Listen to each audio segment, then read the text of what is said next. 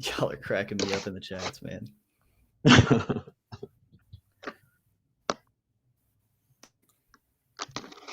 All right. All right. You ready, Austin? I'm ready. John, David, you want to take it away with the beginning?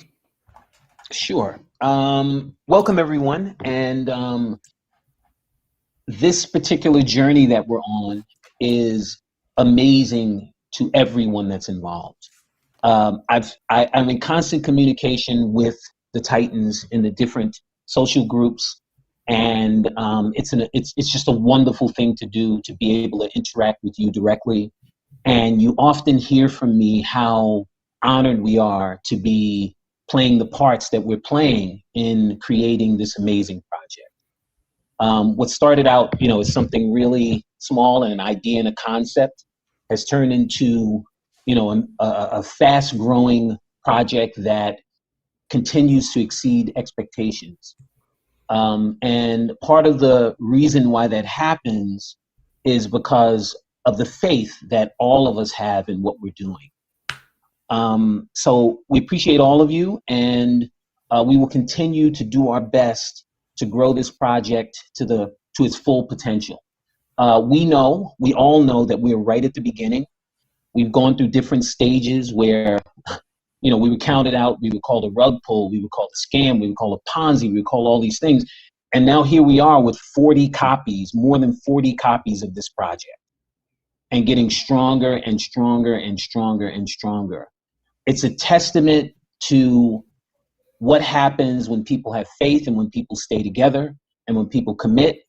And again, we are just very, very proud to play our part and humbled that all of you have given us your faith and all of you have given us your support in building this. So we're at the beginning. This particular AMA will be about us moving to the next stage of this project. I've talked about it at length in the last impromptu AMA that I did. I spoke about it. I talked about how we have to build an economy, and to do that we have to work together, and also how we've been working behind the scenes, watching what's going on with the project, taking notes, making subtle changes, and then using all of that information to build. And so this AMA is about us talking about where we're going and what we're building in order to get there. We think you're going to be very excited about what you're going to hear today. And also after that, we look forward to hearing your questions. Thank you, guys. Nice. John, do you want to say anything before I go into my little spiel here? No, you go ahead. I thought that was the perfect introduction. So yes, that was a great introduction. So basically, guys, I just got a few little bullet points that I want to highlight on before I give the mic back to John and David here. So when it comes to just looking at this overall project, right, we are literally 4 months old. Okay, like in the grand scheme of things, we always talk about how it's funny to compare, crypto years or crypto months or whatever, kind of like how we compare dog years to human years, right? And 4 months in the DeFi space in the crypto world, I mean, that's absolutely nuts, right? To be as stable and as organically grown that we have been doing. And it's just absolutely nuts. We got 65,000 wallet holders, and we're adding more than 700 per day currently. We have never had one day where the number of wallet holders has decreased, right? So if you look at some projects, it's pretty crazy that, you see little dips here and there of the actual wallet holder increases. We have increased every single day without an actual decrease.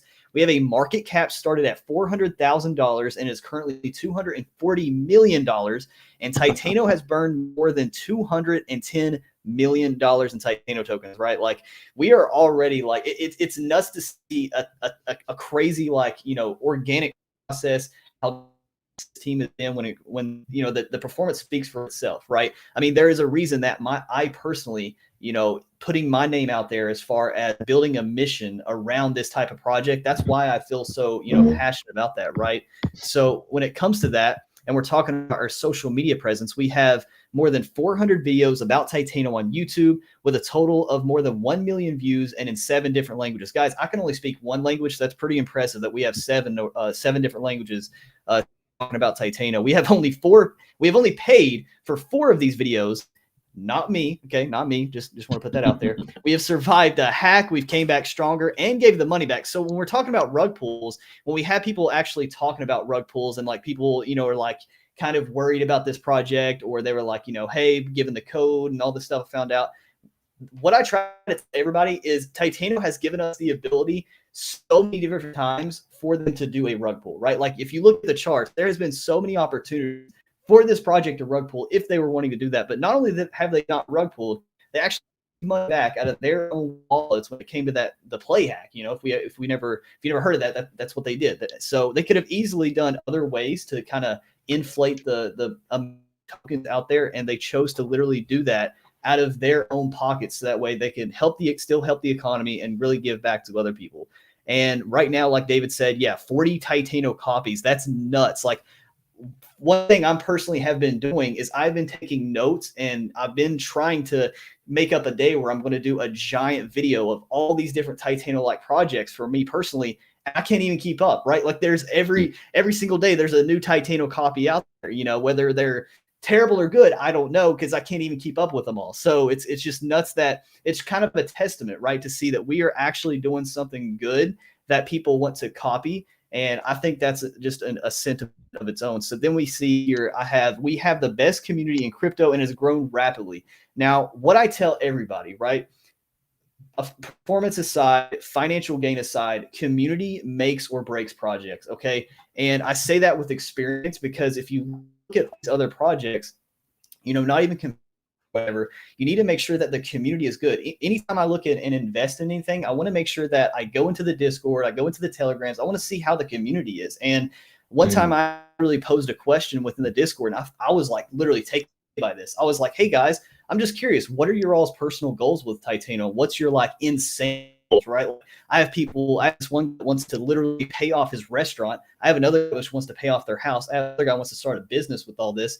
And I'm like, what are y'all's goals? I mean, people are dropping actual like smart and just impressive goals. It's not like the typical things you would expect, like, oh, I'm going to get a Lambo, or, oh, I'm going to get a private jet, or whatever. Like, you know, like these are actual like financial goals. Like, hey, I'm going to take this, I'm going to diversify here, I'm going to build up other assets, I'm going to do, like, it was really impressive. So we have a really good community and a really intelligent community. And that says a lot about this project as well. So that's very, very impressive. And the last thing I want to touch on before we get into, you know, CERTIC audit and things like that with, let them kind of touch on it, is we are only at the beginning of this fun ride to financial independence. And it's so true.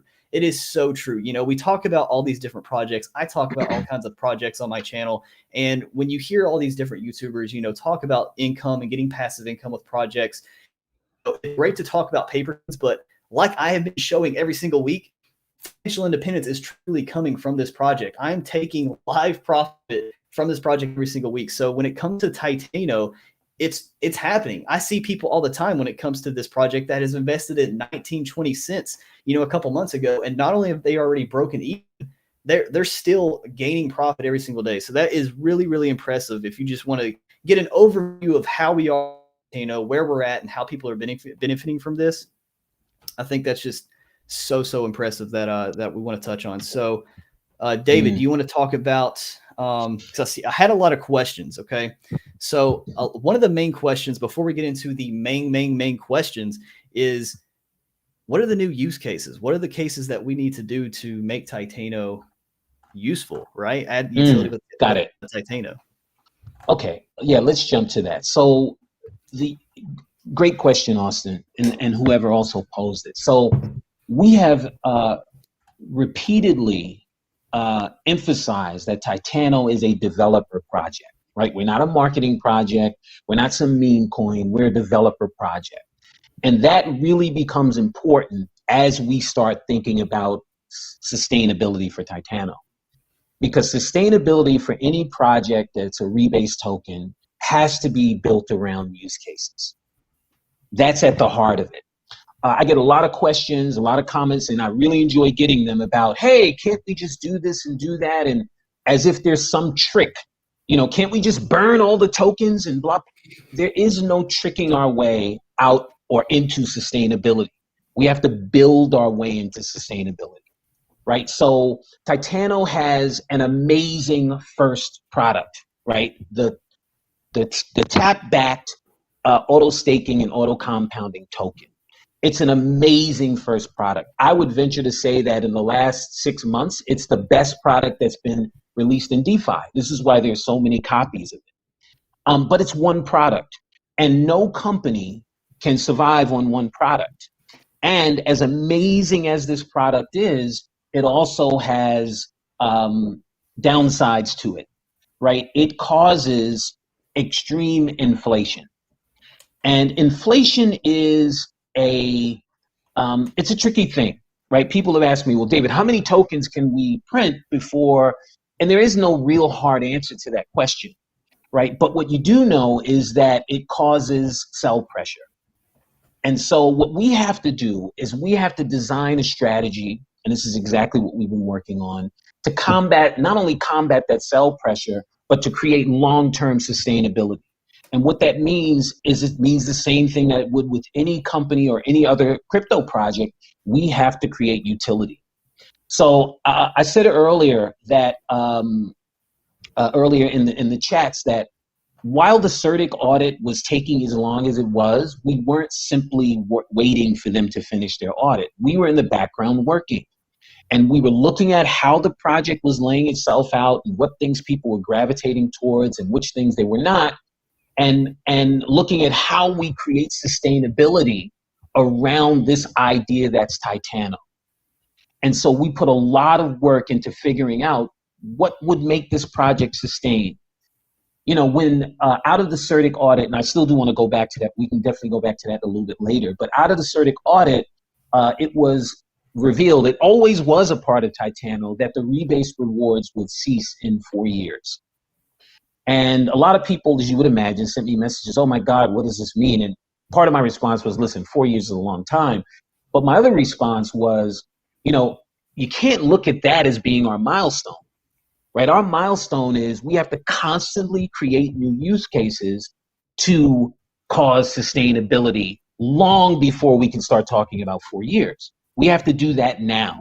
So we've been working extraordinarily hard behind the scenes to both figure out what do those use cases look like and when do we start implementing them.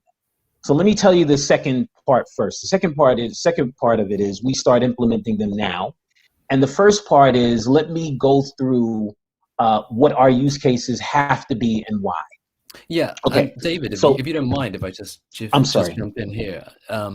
You know, when we first came onto this project, David brought me in, Austin, and I asked him at the time, you know, what is this project about? He showed me Tap, and I thought, well, this is an incredible way of doing it, incredible way of distributing tokens.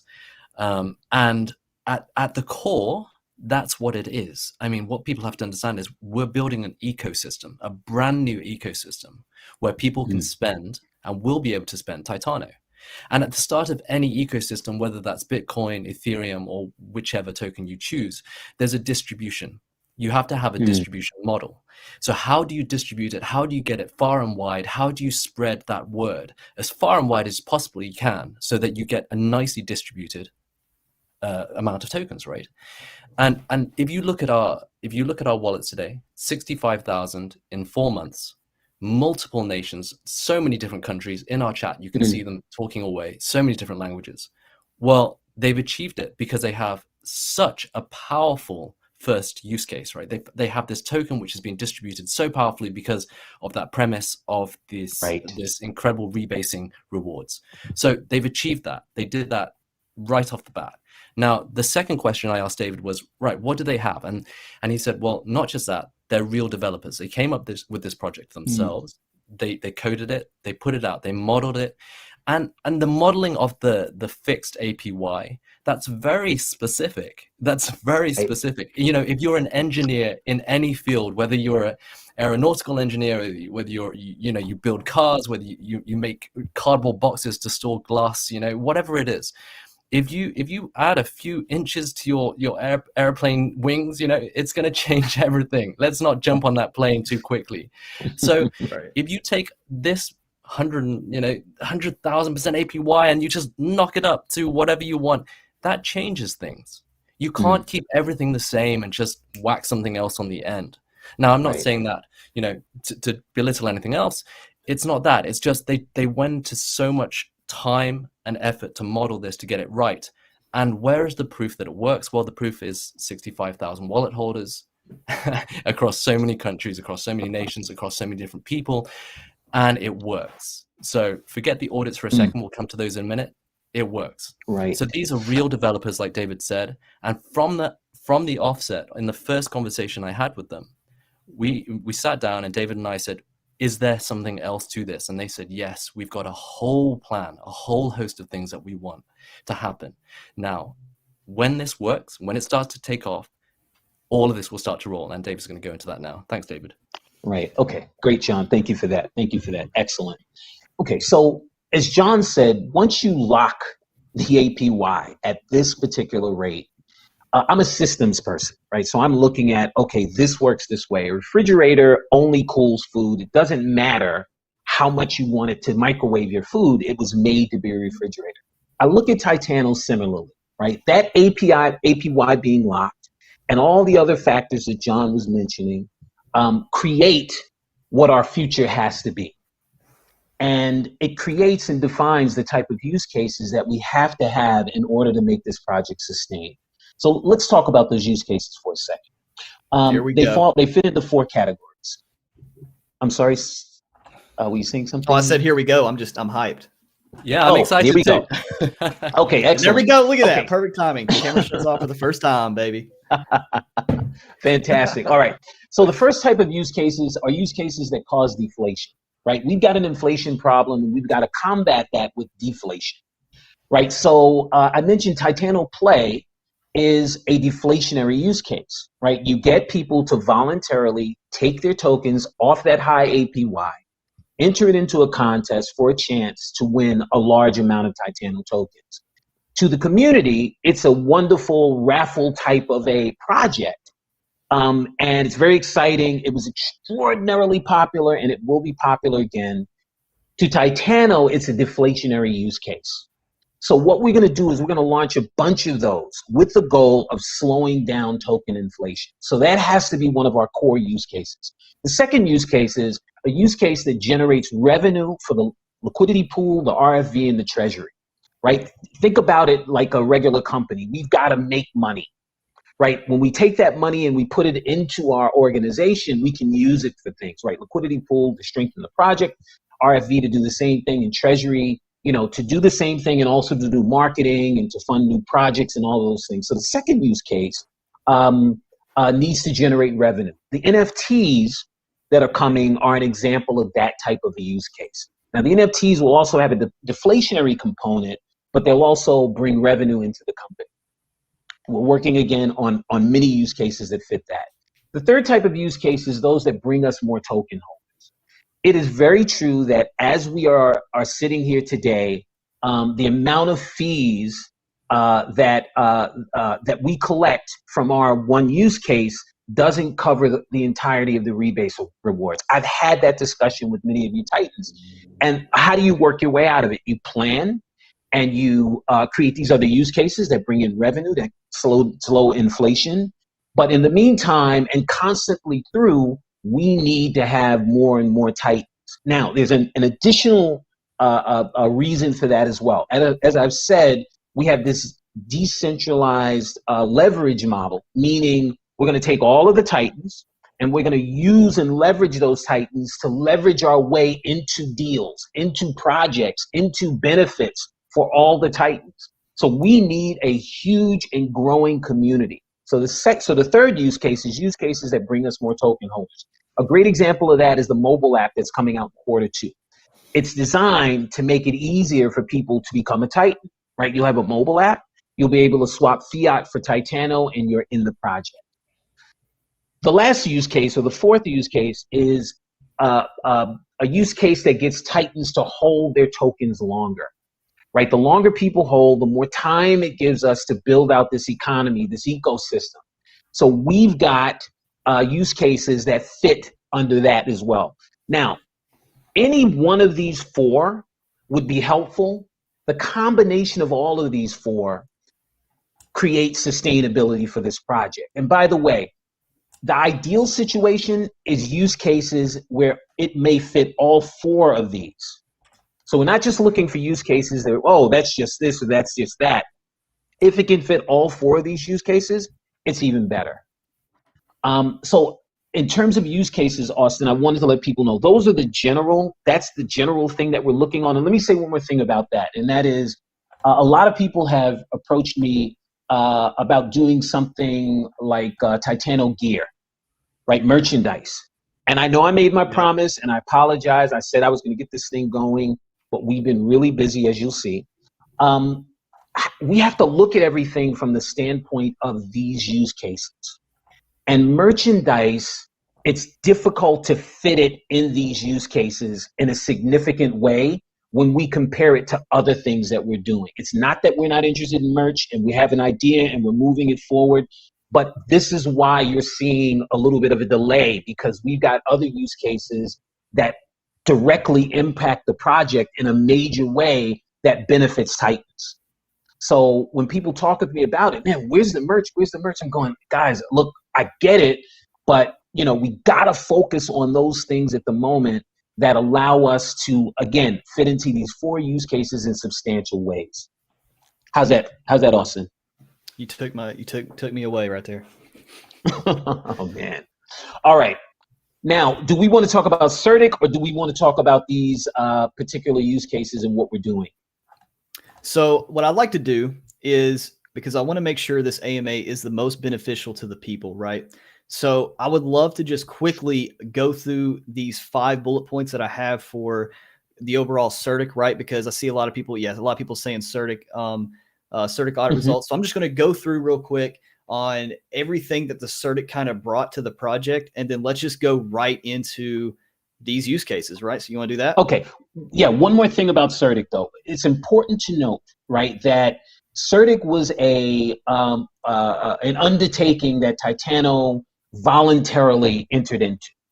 And yes, it was long and it was laborious, right? It's a new protocol. CERTIC's trying to figure out. It's a back and forth. As I told people, audit is probably the wrong word. It's more like a CERTIC process, right? Because the Solidity.Finance was an audit, right? You give them some information, they spit back out something to you. CERTIC, it's a back and forth and back and forth and back and forth. And that's why the process was so long. Through that process, there was a learning portion of it that made Titano stronger.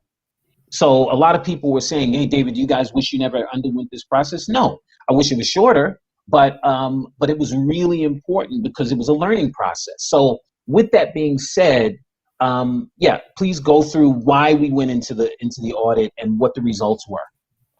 Yeah, so I got here. So all the vulnerabilities and issues identified by the Solidity.Finance, and these were the things that were resolved, right? So number 1, we got the mint function that has been eliminated. So Titano's new contracts removed the mint function, which had allowed Titano to mint any number of tokens, okay?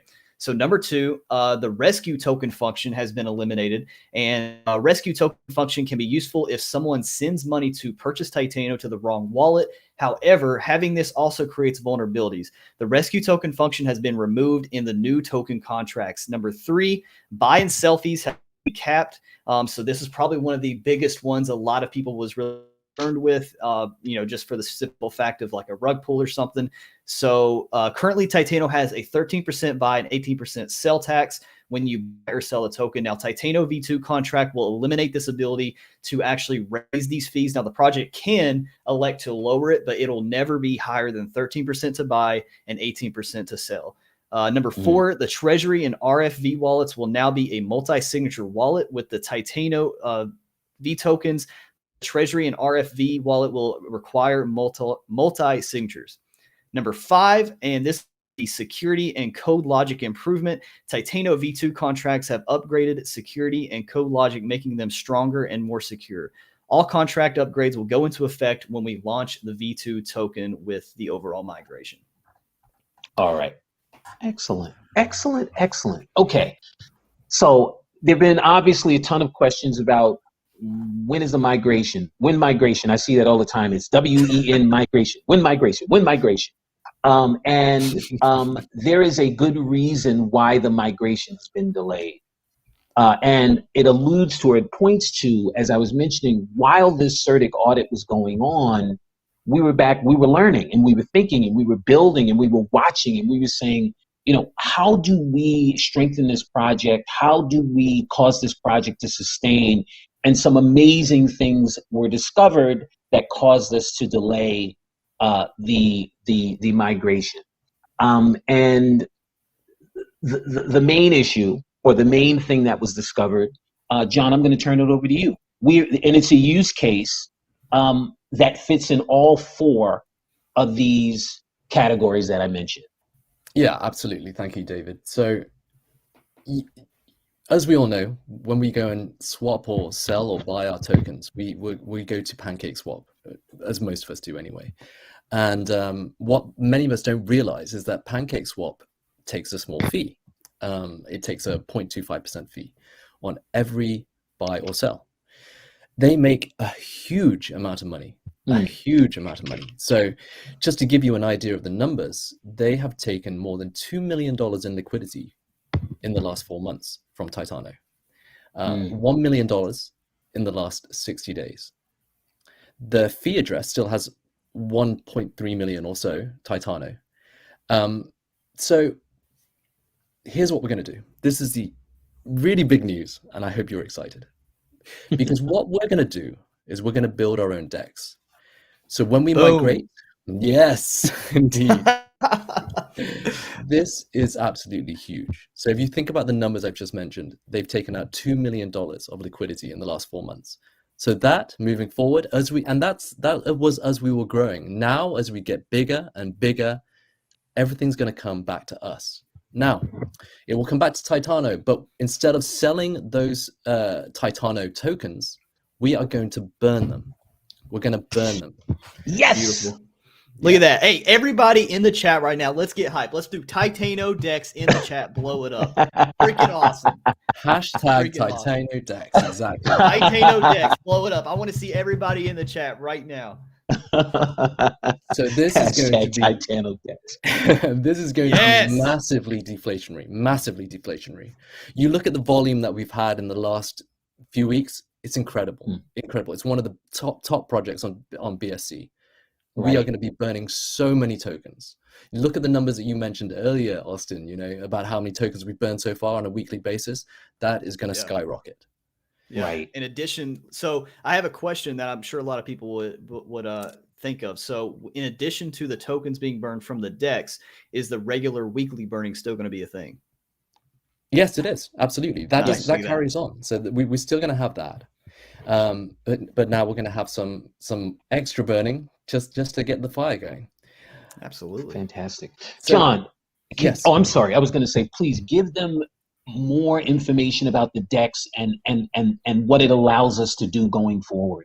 Okay, so to be clear, it's a fully forked from PancakeSwap, so it's CERTIC audited, PeckShield audited, so it's completely clean. It's 100% safe. So moving on from that, we're going to have increased revenue. With the current volume, we estimate $1 million plus coming into our treasury. So again, this is going to be used for development and all the things that we're going to talk about coming next. So keep that in mind as well. So one, massively deflationary. Two, we're not giving money away anymore. So again, that helps us. Three, we're now going to increase our revenues. And now four, I'm going to hint at something here. So I don't want to give it all away, guys, because this is another really big thing. But imagine if you have your own DEX, right? Surely that means you can now incubate future projects on your DEX, developing further projects, increasing the revenue for Titano through those projects, increasing fees from our swap. We could have 20, 30, 40 projects in the next few months, all built on the Titano ecosystem, all projects that we can use, partnerships that we can develop, earning millions and millions in fees alone, which all go back into Titano. And can I say something real quick? Yeah, of course. So just to keep layering why this is so crazy, right? Think of, for everybody in the chat right now and everybody watching this or watching the replay, all that money that PancakeSwap was getting, we're essentially creating this tool that we don't have to do any additional work for to get those fees. Like, we're not inputting any more active work to get this Exactly. money. This is money that we are literally just going to, once we get the deck created and established, it's just going to be more money that we're going to add to the overall ecosystem. So it's like a super easy, like grasping money out of thin air type of scenario. So that is like the best way in just business in general. If you can find ways to increase revenue without doing anything, that's so powerful. Right. It is. It's amazing, Austin. And when this was one of the things that came to the forefront while we were waiting for the CERTIC audit, because remember, PancakeSwap also did that dump, right? It was not the one that just happened, but they did a first one. Yeah. And it was like, what just happened? And it was PancakeSwap. And then it just happened again. I guess this week it just happened again. 700,000 tokens. Yeah. Yeah, we have no control over it. It's like, what the heck just happened? You know, it looked like a whale dumped, and we found out it was PancakeSwap. So what ends up happening is it allows us to have much more control over our own future. That's what this amounts to. It creates, as John was saying, a foundation piece for us to launch so many other things. If you wonder what those things are, go take a look at PancakeSwap and see all the things they offer, right? We can now put all those things on offer, but benefit from doing it, as opposed to handing our liquidity over to someone else. Now we benefit from it. We have much more control over our own fate, which is what prompted this. And we have a lot of questions, rightfully so. We have a lot of questions saying when DEX. Can we give any teasers on when DEX? Here's what we can say. The delay of the a movement to the migration to V2 is based on our creating the DEX. John, perhaps you can talk a little bit more about that, because John's much more technical than I am. So, John, why the delay, and how does the DEX play into that delay? Well, actually, you know, it's not that complicated. This bit at least. When we migrate, we'll have a new token, as you all know. So we'll put the liquidity into the new token, and we'll launch it on our own DEX. And so it's the perfect timing to pull everything together. That's essentially why. Got it. Now, the reason for the delay is purely to get everything double, triple, quadruple checked. And on top of that, when we launch, we want to launch with Play. So this will be coming out at the same time, guys, the new Play, and we're going to talk about that in a minute. And something else, and we're going to talk about that something else as well. I'm going to let you introduce that, David. Yeah, so we've got 3 use cases. So this is what's happening. And so when we're going to give an outside, we can give an outside. I'm sorry, say again. We can give an approximate when, right? We're allowed to do that. Approximate when is 30 days. However, what we will say, what we will say is that the majority of the work is done, and we want to give around 30 days. But what we will do as well is we will give updates all along the path. We'll make everyone aware of where we are in the process, with an outside timeline of 30 days. So that there's your timeline, Austin. Nice. There we go. We got the hashtag Windex. It went from wind migration to Windex. Yeah. I love it. I love how quickly it changes. Oh man, it's amazing. This is huge. This is massive, and it sets us apart. And as I mentioned, it allows us to control much more our own fate. You know what you said, Austin, was exactly right. Nail on the head. The moment the DEX launches, it's not a matter of, oh, let's build something up, let's create some value, let's market it, let's spend 3-4 months building it. No. From the moment the DEX launches with the new token, not only is the new token completely certified, that's the rubber stamp. And let's be clear, we've been working perfectly well for the last 4.5-5 months, right? So everyone knows this is a safe project. But we're now rubber stamped by CERTIC as well. And as David said, the whole process has really pulled out all these other things to try and generate as much and pull as much value as we possibly can for everybody. And the moment the DEX launches, it's money in your pocket. For everyone that holds Titano immediately, because it's deflationary from minute one, right? From the moment it happens, it's deflationary. It's creating revenue so that the project has more money in the treasury. And then you have all these other use cases, which we can now build on because we have that flexibility and that power and that stability of knowing that they're not going to dump these tokens, and literally the power to be able to build everything from staking farms to, you know, liquidity pools for other projects and things like this. So yes, from day one, it will create immense value. And Asen in the chat says, what will be the name of this DEX? Oh, this is I can't release it. I know we have a name, but I can't release it. Yes. Oh, we cannot release it. So right now, let's just put a pseudonym on it. We're gonna call it Windex. Windex. I like that. Windex. Windex. It's good. It's good. We may get copyrighted. We may get a copyright strike. I don't know, but yeah, I could see that happening. Them calling us. Yeah. All right. So that is the big news, and that relates directly to why we are delaying the migration.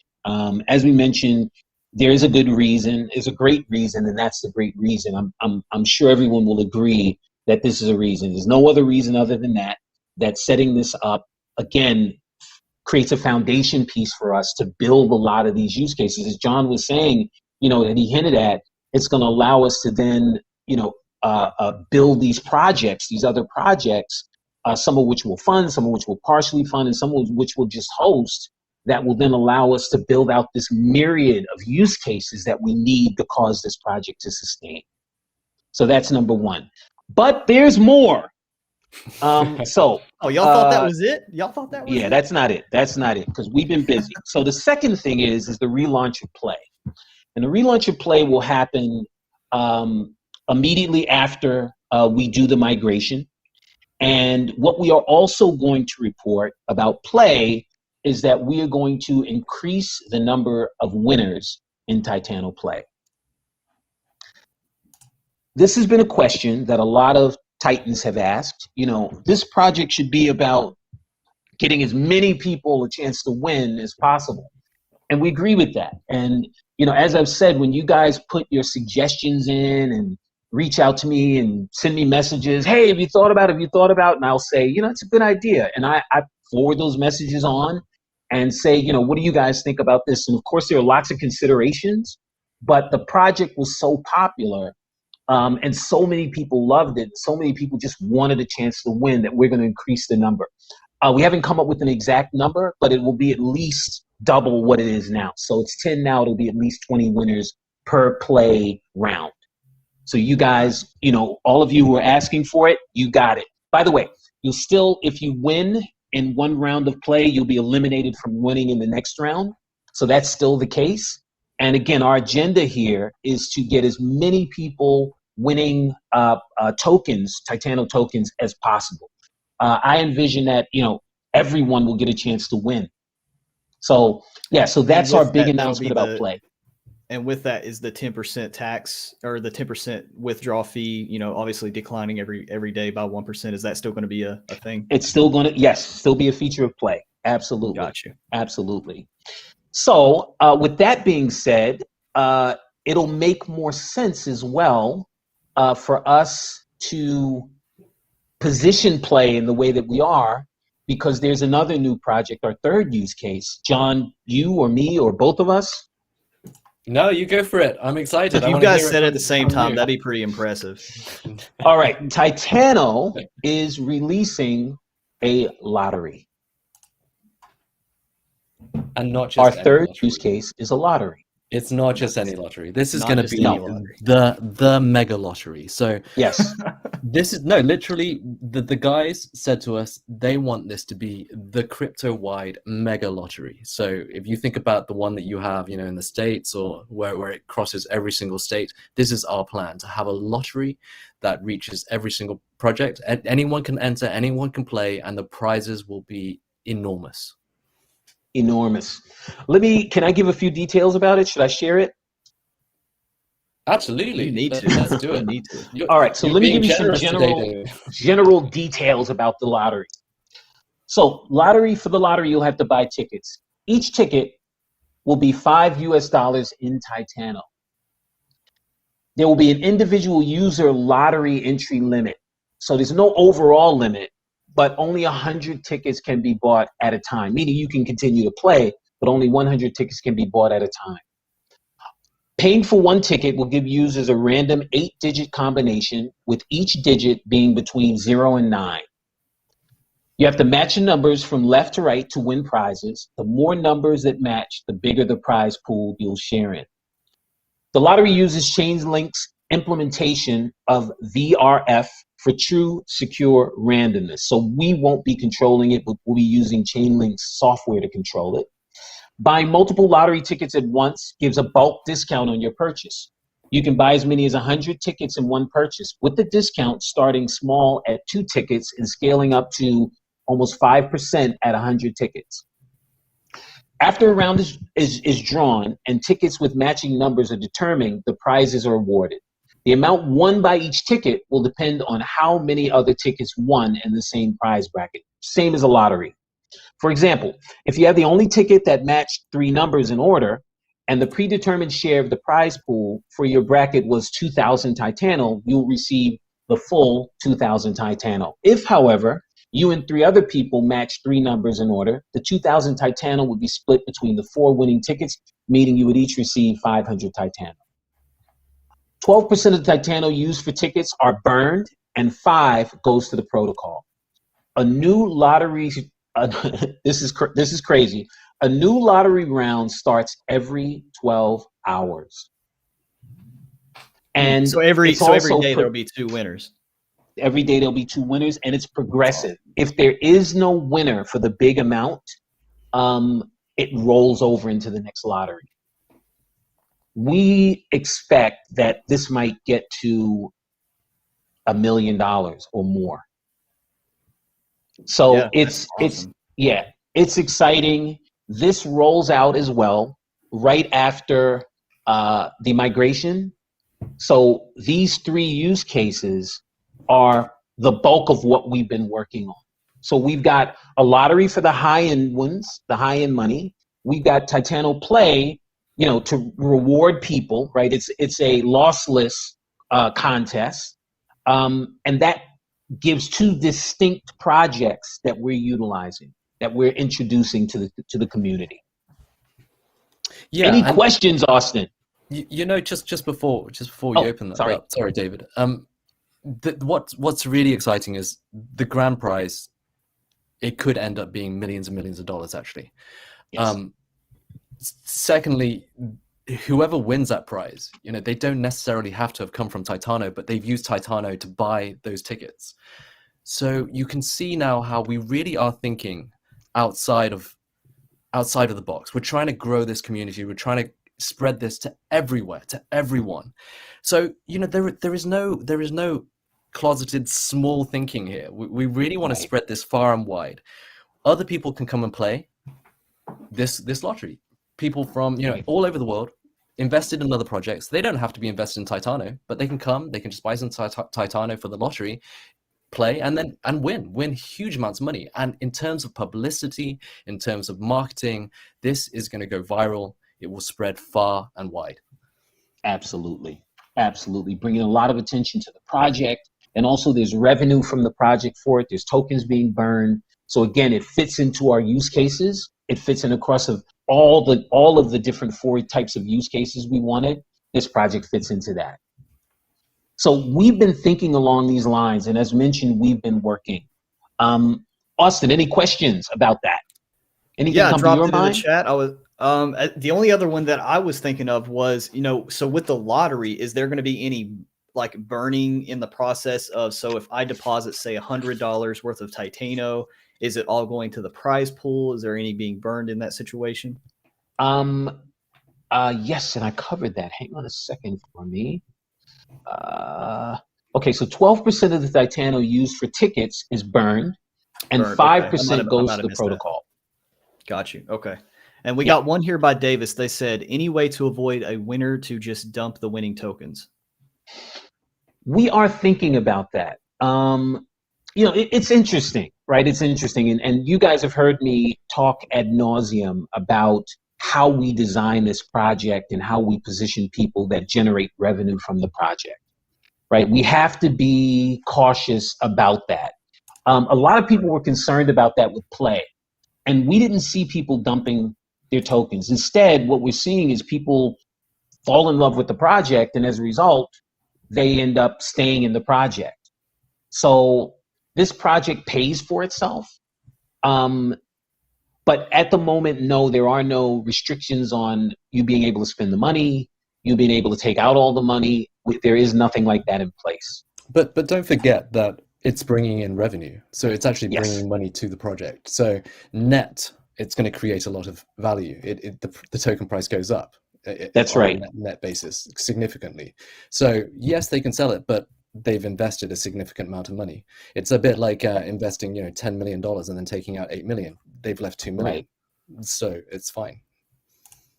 And then we got another question, kind of like a question and a suggestion. You guys are blowing the chat up, so I'm trying to get back up to it. But yeah, so Mike says, will it pay out in a stable coin so they don't just dump Titano when they win? So just to confirm, it is being paid out in Titano, correct? No, that actually hasn't been confirmed yet. So I think that has not been confirmed. Okay. Yeah, so yeah, that was kind of a suggestion by Mike. So I wanted to put that out there. And again, if you pay out in Titano and people sell it, there's the tax. So that goes back into Titano. The treasury. And you just answered amen here. Amen says, will the winning be taxed? So yes, there we go. Yes, exactly. Absolutely. It's 100% deflationary. That's what the lottery's for. It's a lure for people from other projects. It's a lure for people from all across the crypto and DeFi space. It's bringing them in, but at the same time, it is completely deflationary and raising money for Titano holders. That's the point. It's making money for you guys here. We got another good question here by L2 Gab Dev. They said, how will you guys deal with one person creating, say, 1,000 fake wallets just to buy each 100 tickets? Sorry, I missed that. Can you say that again? Yes. And also, how will you deal with my camera being randomly turned off? So we got, so I lost there we go. They said, L2 says, how will you guys deal with one person making 1,000 fake wallets? So just a large amount of fake wallets to just basically cap that, because you said there was a cap on how many tickets you could buy. No, there's no cap on how many tickets, but you can buy them. The cap is on the discount when you're buying tickets. So you can get a discount on every 100 tickets.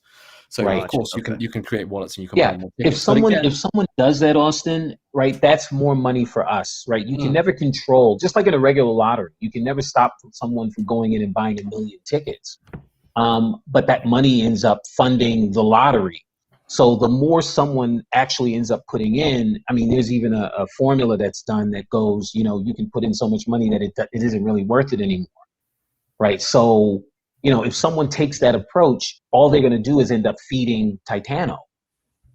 Exactly. It's that case where I don't know what the number is now, but it used to be in the UK. It used to be 1 in 14 million chance of winning the lottery. So in theory, if the let's say the win is $14 million, I put in 10 million, I'm more likely to win. But then there's a chance that I don't win and lose my 10 million. And I've lost $10 million. But exactly. And in this particular case, you've lost $10 million and given a hell of a lot to the Titano project and Titano holders and the ecosystem as a whole. Right. Yeah. Lottery theory and how it all works is very well thought out. And this is one of the reasons why we are looking at this project. Someone's going to win. But the odds of winning are small, unlike with Titano Play. But there's a big payout as a result of it. So yeah, it's very, very exciting. And again, it's fully paid for, as John said, and it's 100% deflationary, and it puts money into the protocol. So, and one other thing, David, what I really want people to get is that it really shares this project to everyone, to the whole crypto space. There's so much argument and so much people fudding this and fudding that, and why is it there? I don't understand. Right, we're creating a great project. We don't have to we don't have to knock anyone. We constantly tell our people and our community we don't do it because we're building. We're too busy building. We're not going out there criticizing, discussing things with other people. We're just building. In fact, we're building things which everyone can use. Right. Yes. This is a prime example. This AMA right here is a prime example. Right, exactly. And we're building things everyone can use. So we don't have time to go and FUD this person and argue with that person, because we're actually doing things. So, that's exactly right. We're going to lead. We're going to create things. If they want to come and use our decks, fantastic. They'll probably do well out of it as well. If they want to play the lottery and win the lottery, fantastic. Come and play. Let's all play. There's enough room for everyone. We've got 65,000 holders, and there's 7 billion people in the world. Come on, it's a DeFi project. Just jump in, right? There's enough room for everyone. Stop fighting each other and just see what the opportunity is here. We're creating opportunity for everybody. It doesn't matter what, just to call out to everyone who's in there chatting right now, it doesn't matter what project you've already invested in. Just open your mind and say, maybe, just maybe, because of all these opportunities that we're giving people, just maybe the Titano price is going to go up. Maybe. And maybe you'd want to invest in Titano as well. And maybe because of all these things we're doing, Titano has become infinitely more sustainable. So perhaps you'd like to invest in Titano as well. Whether you do or you don't is completely your choice. And it doesn't have to be like this either or mindset, right? No, not at all. You can freely invest. Like, there is a lot of great projects out here. And I would tell you all right here in the chat, I would not be here speaking with the Titano team if they were just like, no, you only need to invest in Titano. If you don't, just get out. No, like, we are freely trying to let you all know diversification is still important, no matter how good this project is. 100%. Austin, the only thing... I'm sorry, John, please go ahead. And on top of that, all of this is not financial advice, right? we have to reiterate, it's not financial advice. We're trying to create a movement. We're trying to do something new. We're trying to create a whole system where people can engage with each other. It's social, gone to the next level, bringing people's lives in, bringing people's finances in. Yes, but just get along, for goodness sake. Yeah, I completely agree. It's interesting because obviously, we've put a lot of work into developing this project, and a lot of people have looked at it and said, boy, there's really something there. And then they've created other projects. The only stance that I've taken is just be careful. Do your research. If something out there looks good to you, I get all sorts of, hey, David, what do you think about this? I've been consistent. I can't vouch for any of those people or any of those other projects because I just don't know them. I don't have the time to go and look at someone else's project and all that stuff. We don't have any time to focus on what they're doing. We have a clear plan of execution, and it is a full-time job, and that's all we are focusing on. 100%. So, yeah, John's absolutely right, and Austin is as well. If you see something else that's valuable to you and that you think is there, do your own research. This is crypto, right? So there is no recourse. There's no one to go to and say, hey, this happened and that happened. So be cautious. Yeah, right. So just be cautious. But other than that, we are always going to take the high road. We're just going to keep working and let time be our friend in all of this. Yeah, time is the witness, in all of this. What we've been doing, what we've said from, if you scroll back through the chat, scroll back to our first AMA, the things we said were just wait and see. We're not doing pump and dump marketing. We're not throwing up stuff just to get you in and then we'll abandon you. What we talk about is purely a reflection of what we do. We don't talk about anyone else. So what we do is we're trying to build something for the long term. And actually a prime example, people ask when marketing, WEN marketing. And it is constant, guys. It is constant. And I'll tell you something we're doing, which I'm really very proud of. In the last kind of month or so, we've been building a whole educational platform. And this is about, giving people the resources, working with you, Austin, working with some brilliant people from our community, working with the moderators. We've got so much talent in the community at Titano that we're pulling through so much from across the world, as we keep saying. That's something you guys need to see in projects, right? Is if you just see one person trying to juggle everything, that's a very scary game to play. And I'm just speaking objectively here. Obviously, it's kind of hard to be not subjective because I'm invested, but I'm telling you all right now, the Titano team has been great at delegating and like, hey, David, you're great at this, go do this. Austin, you're good at talking in front of a camera, go do this more. Like they're good at delegating and making sure they understand, where to put different roles. So that is very, very important to look at, not just within Titano, but any project out there. Thank you so Austin, much. I will tell you.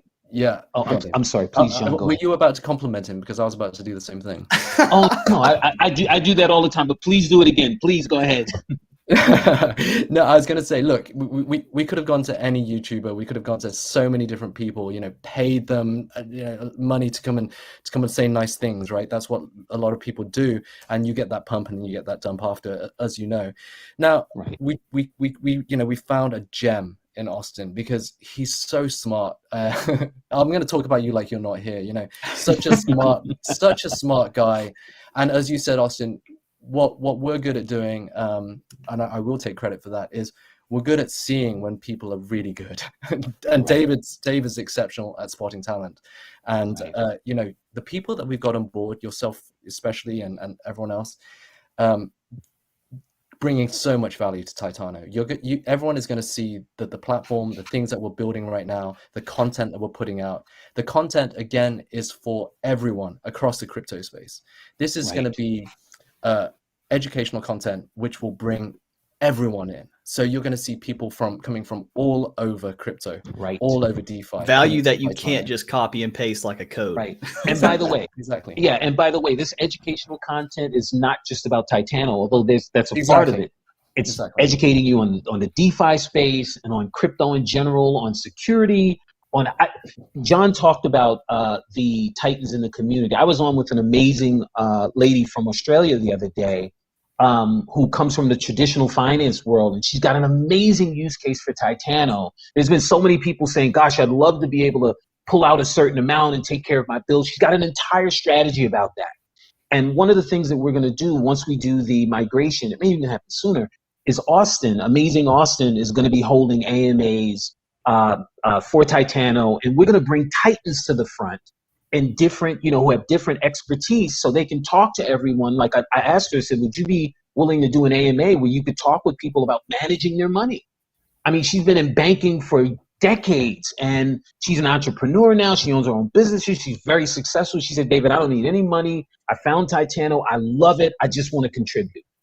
So when we're looking for people and for things, we tend to first and foremost go in the community and pull people out. And the amount of talent and commitment and passion, it's just amazing. It really, really is. It's humbling. There's that thing. It's about the network effect, right? If one person speaks English, it's not that useful. If 5 people speak English, it's slightly more useful. But then 5 people introduce English to 10 people and then 100 people. And that network effect grows. Now we have 65,000 people in the community. When we reach out and we say, for example, we are looking for some Chinese moderators because we might be about to attack this Chinese, audience and bring them in and bring them on board. And that's what David may have done the other day. And suddenly we're getting some amazing responses. Amazing. Really qualified people. Wow. Yeah. And we're going to raise this other branch of Titano up. So it's just limitless. Right. It's completely limitless. Right. John, can I say one other thing about marketing? Because you brought that up. I get a lot of questions about marketing. Why aren't you guys doing this? Why aren't you guys doing that? And what my response is something that I learned from you, John, right? You got to be careful about how you market in this space. You got to market around news. If you blanket market, you're on Dex Tools, you're on this one, you're on that one, you're on KuCoin, you're everywhere, just flashing Titano. You play into the conversation that we're not a real project. Right. It looks like all we are is a marketing scheme. Exactly. So real projects don't do that. When they have news, they talk about it. At the same time, as John said, there's constant marketing going on, but it's not that type of marketing. So when you guys don't see it, it's not that we're not doing things. We're doing the type of marketing as John has implemented that allows us to get the right type of holders. Remember, that type of marketing brings in a bunch of people who are just here for the moment, who completely ruin the vibe of the project. And then the moment something happens, they run. That's not what we've been building this community organically. And it's amazing, and it is our support system as we move forward in Titano. So when you don't see the marketing that, oh man, I went to PoolCoin and these guys were on the top and on the side and on the bottom, there's a specific reason why we're not doing that. John, you can add to that if you choose. Thank you. You made a very good point. And if you're going to a DEX tools or PoolCoin, why are you going there? You're going to look at the number, right? It's very specifically the price. So you're then looking at the price, you're seeing an ad, you buy that token, then you go, what's the price? And the next day, what's the price? And then the next day, what's the price?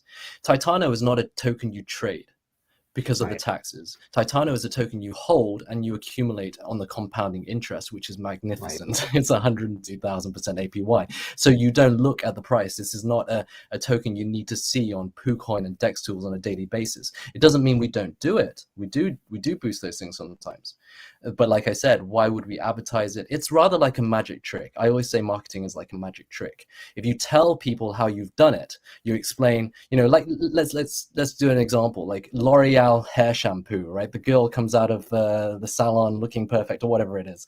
And if you knew that in the advert, they said, oh, look, well, she's just spent 4 hours in makeup. We got a supermodel in, and then she's got like 30,000 pounds of lighting and, 200,000 pounds of camera work on her. And then 16 days in the studio correcting her mustache, right? If you do that, if you explain the magic trick, it's not fun anymore. It's not real anymore. People know it's just, like I said, a pump to sell. It's not about the number. It's about buying into an ecosystem. It's about buying into that token which you believe in, and in this case, we're providing use cases. We're providing utility.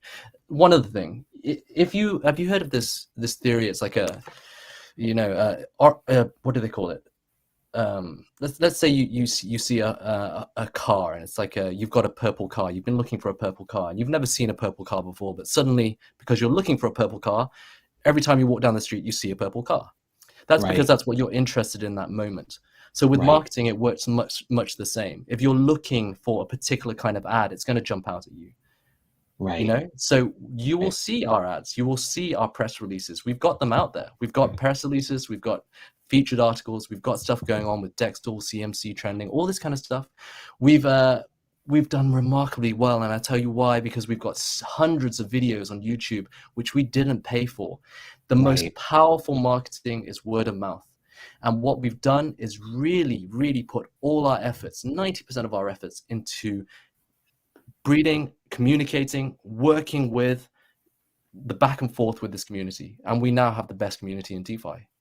And that is the best marketing you can get, because everyone wants to share it. Everyone wants to talk about this project. Perfect. Excellent. And real quick, I see this one question that someone was posting here in the chat, and I think it was a really good one. So they said, when you make new things like the DEX and the lottery, when, right? That'd be funny. When you make new things like DEX and lottery, do you need a new CertiK audit? No, everything is audited already. So those things are directly audited. Yeah, they'll be integrated. Want to make sure that was on there. The DEX is Pancake Swap. It's directly taken. So like I said, it works from day one, like Pancake Swap, fully audited. Everybody says keep making Austin blush. Y'all are cracking me up. But before we get into the next, use case, there was one question. Before we get into the next one, though, there was a few people asking the question, and I for the God, I cannot swipe back up that far. But they were saying, when it comes to the lottery and you're paying out for the winner, is it possible, or is it in the works, or just a suggestion in general, to pay out in the span of a week rather than just dumping it all at once? I think all of that is being considered. So it's not completed I just wanted that yet. to be put on there. Yeah. And we're looking at all of that. And again, like everything we're doing, there are a lot of factors to consider. So what I can say is all of those factors are being taken into consideration. And when you see the completed lottery, it will be a situation where all those things have been taken into consideration. And, much like with Titano Play, I would say if there are adjustments that need to be made, then, this is a process that we're in. But you should also know that the lottery is being created around traditional lotteries. So it's not merely us just figuring this thing out. We've looked at how successful traditional lotteries work, and that's why we're doing this particular type of project, and that's why the project will work the way that it works. Yeah, exactly right. I mean, it's time proven. You know, lotteries work. They just work. They make money. It's time proven, time served, and so we're taking that across. And as David said, the great thing is we have a team of devs here that know what they're doing. So rather like with play, they can make adjustments, and that's what you do in DeFi, right? You make adjustments so that you can get the best out of it. So yeah, there's no concern there. Austin, let me move quickly to two other small but very significant areas that we have to talk about, and those are NFTs. So the NFTs are progressing well, and they won't be released when we make amazing, by the way. migration. Yes, that's what I was going to say. They're amazing. We've hired a professional artist who is outstanding, so they look amazing. And as mentioned, they will be a unique type of an NFT. Although it's a running joke, because anytime somebody asks me about the NFTs, I go, look, I can't talk about them. I have a gag order about them. But they are progressing along well.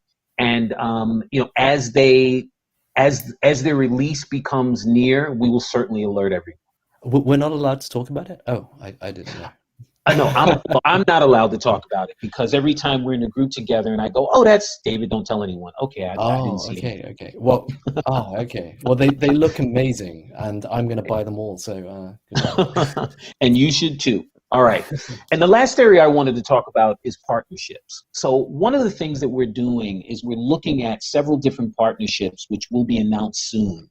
And these partnerships are both in DeFi, outside of DeFi and crypto, and as I mentioned before, outside of the crypto industry, crypto space.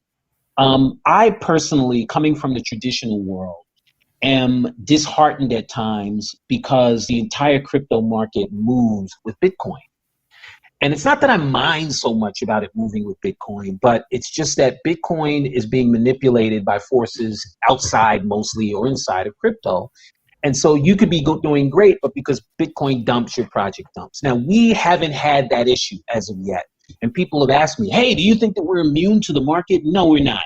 I just think that we are in that heady space and we're moving along. But if Bitcoin did a major dump, we would probably have problems.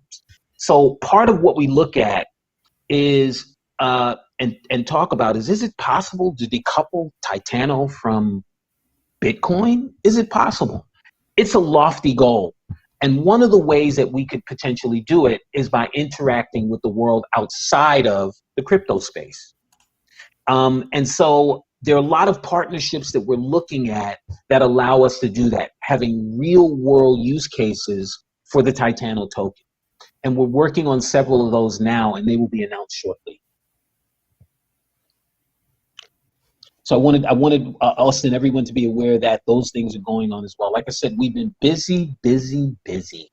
Yes, and I see a lot of questions because I know you said you got to keep it kind of secretive about the NFT stuff, and I see a lot of people asking in the they can ask John. Don't ask me. If John wants to give some details, okay. So I'll drop this one on you, John, and see if you can answer or not, because I've seen a lot of people, and I want to make sure. At least most people, we can't get to every single question because, man, y'all are blowing it up. But I see a lot of people asking essentially what makes the NFT unique, because we have a ton of different NFT projects out there. So what would make it unique? Can you even tease us a little bit? Until this moment, I wasn't sure. I thought I don't know what information was out there. So I'm not sure whether I should be talking about it. See, this is why you guys had me on. I'm speaking for it. Let's go. Come on. I'm pressuring you, John. You're a sneaky man. Okay, so ask me that question again. Let me just see how I can answer this without giving away the political stance you can take. All right. Exactly. Okay, here we go. Here's a good way to ask it. Elevator pitch. All right. What makes this NFT for the Titano community unique amongst all the other NFTs out there?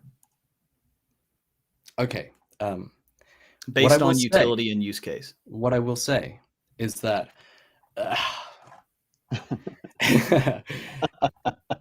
I've never taken away a man's breath before. This is pretty cool.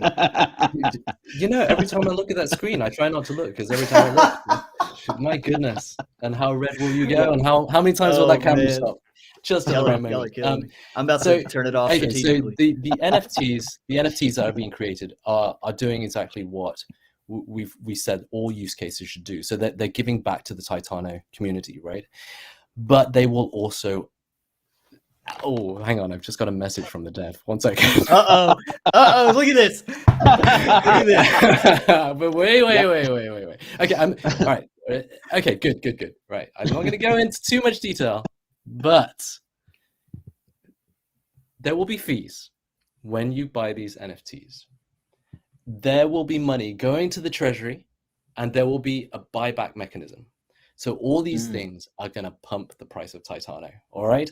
Now, holding this first NFT, and I'm not going to go into the details because this is all going to come out later, but holding this first NFT, it will always increase in value. You will always increase in value. All right. That's it. I can't say anymore. The bold claim, John. So yes. I love it. I like it, John. You might want to go into politics, man. That was good. You know, I don't want to do that because I just saw this message flash up as I started talking about it, and I thought, oh shit, what have I done? Right, watch it, John, and tell David he's been warned as well. Yeah. Despite the fact that David told me not to say anything, exactly. That's why you handed it over, didn't you? Oh, absolutely, man. I've been there, and I've felt the wrath of the devs, and I don't want to go down that road again. So sorry, David, just something David said a while back about how wouldn't it be amazing if we could create products which compound, products which do the same as tap, right? Think about the NFTs in a similar way. They're going to create more value for Titano holders. The NFTs themselves will bring you value. It's almost like holding a stock, almost. It's not financial advice, and we're not dealing with stocks. But yes, the key was, and I've said this repeatedly, is that whenever we touch something, we want to innovate. And so that was the thinking as we moved towards NFTs. It wasn't just, hey guys, let's put out some pretty pictures. It was, how do we create a product that innovates the industry? And so that's where this is coming from. Yes. Yeah, and I don't think I should go any further. Just to comment, what I can say is that when you look at other NFTs, the way they make money for people, in terms of sometimes you buy an NFT and then you have a holding in that investment, right? So, for example, you hold one of 10,000 NFTs, and then the company then goes off and buys a series of other NFTs, and you have a fractionalized share of all these other things. So that's one way of doing it. Here we're taking that one step further. There you go. There you go. How's that? Oh, I gave you plenty.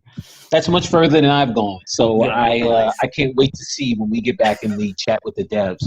How dare you? Oh man, that was good. That was good that we could at least give them something, right? Yes, absolutely. Right. So let's Austin, let me just give a quick recap, right? So the DEX, right? When the DEX is done, we migrate. And once we migrate, I believe the order of projects being released is the lottery first, and then immediately thereafter will come the new revised Titano Play. The timeline for that is 30 days. That's the outside timeline. And NFTs are still progressing well. We will give you guys updates. And then we're working on several partnerships that will be announced in the next 30 days. All right, so there you go for the people in the chats. Before they were like, what time, when. So that's kind of a rough estimated timeline. And as we know with the Titano team, when we're not held by any other third party, they're pretty good about their timelines. Yep. So Austin, now it's questions. Any additional questions or questions? I know you took a bunch of questions before the AMA. Yep. Yes, and this is just a disclaimer, everybody. I was told that as far as picking, so I want to thank every single, I got right here, 68 of you. Okay, 68 of you Titans either reached out to me, DMs, filled out the Google form that I made for you all. I want to thank every single one of you for that, because that right there shows, and only like literally 2 or 3 of them was like win Lambo or something goofy. Like all of them were very, very, very good questions. And I just want to thank you all so much, because that right there shows, this community isn't just about some people trying to get rich tomorrow. They really want to help and better the community with their questions. So with that, I chose the top 10, right? Because I was put under strict orders before we do the public AMA in the chat to do that. And a lot of them were just, multiple questions that were asked repeatedly, or questions that I have never personally heard of in all the other AMAs. And as you guys know, I listen to all the AMAs, so I was pretty good about that. So we got here. The first question was asked 4 times. Okay. I put little numbers beside all these different questions that were asked multiple times, just maybe in different ways, just to put you all in perspective how many times these were asked. So, does PancakeSwap benefit from rebase? And if so, could we think about blacklisting the swap addresses from rebase, or do anything to mitigate PancakeSwap from rebasing? Because if we grow, the impact could be much larger. And before you guys answer that, I think it's pretty cool that we kind of already touched on that with the decks that we're making for Titano. So that kind of helps with that. But what would you guys like to further clarify on that question? Sean, can you take that one? Sure. Yes, and yes. So the answer is yes, Austin. We can, and I believe we may have. I won't confirm. I don't know if that's been confirmed, but we can certainly do that. But again, it's going to be irrelevant soon, because we are moving to our own decks. Yeah. Okay. So the next question. And like I said, guys, I'm going to read off these top 10, and then we'll take some from the actual live chat from you all here. So if you actually submitted a question on the forum or DM me or something like that, feel free to copy and paste that and put it in the live chat as well once we're done here. So the next one is, I've tried to shield, and this is word for word. I've tried to shield Titano twice, and both times the reaction has been, I'm okay, thank you, or a weird look. I've clearly butchered the explanation. Could you share a simple elevator pitch I could use to share the project with people who have never even heard of DeFi, or if they are in DeFi and invested in other projects, what would a simple elevator pitch be to just explain the overall benefits and beauty of Titano? Wow. What's really good while you think about that answer, Dave? What's really good is we've actually, all that we're doing with this educational build, this whole background that we're doing, is to provide our community with a full repository of videos, text, PDFs, audio, things that Austin's going to be doing as well.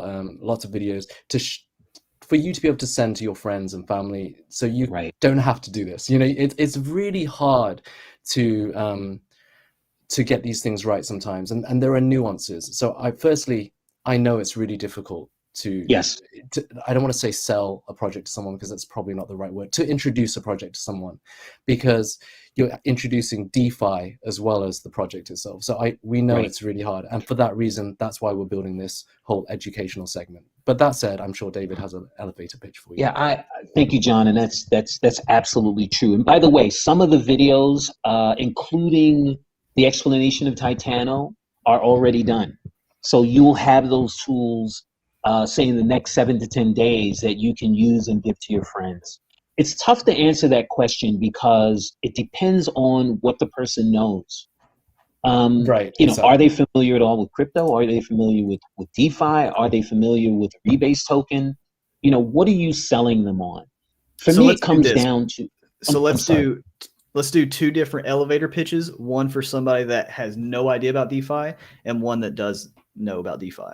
If someone doesn't know about DeFi, I don't know if you can do an elevator pitch, because part of the challenge is you've got to get someone to appreciate what's possible. And that's longer than an elevator pitch. What I tell people, if I have someone that I really want to get involved with this project, I sponsor them into the project. That's what I do. I know what you're going to say. I don't want to hear it. And what I do is I let the project run for that 37 or 45 days or whatever it is. And then I take my money back and I give them the tokens. Exactly. And then they have a conversation.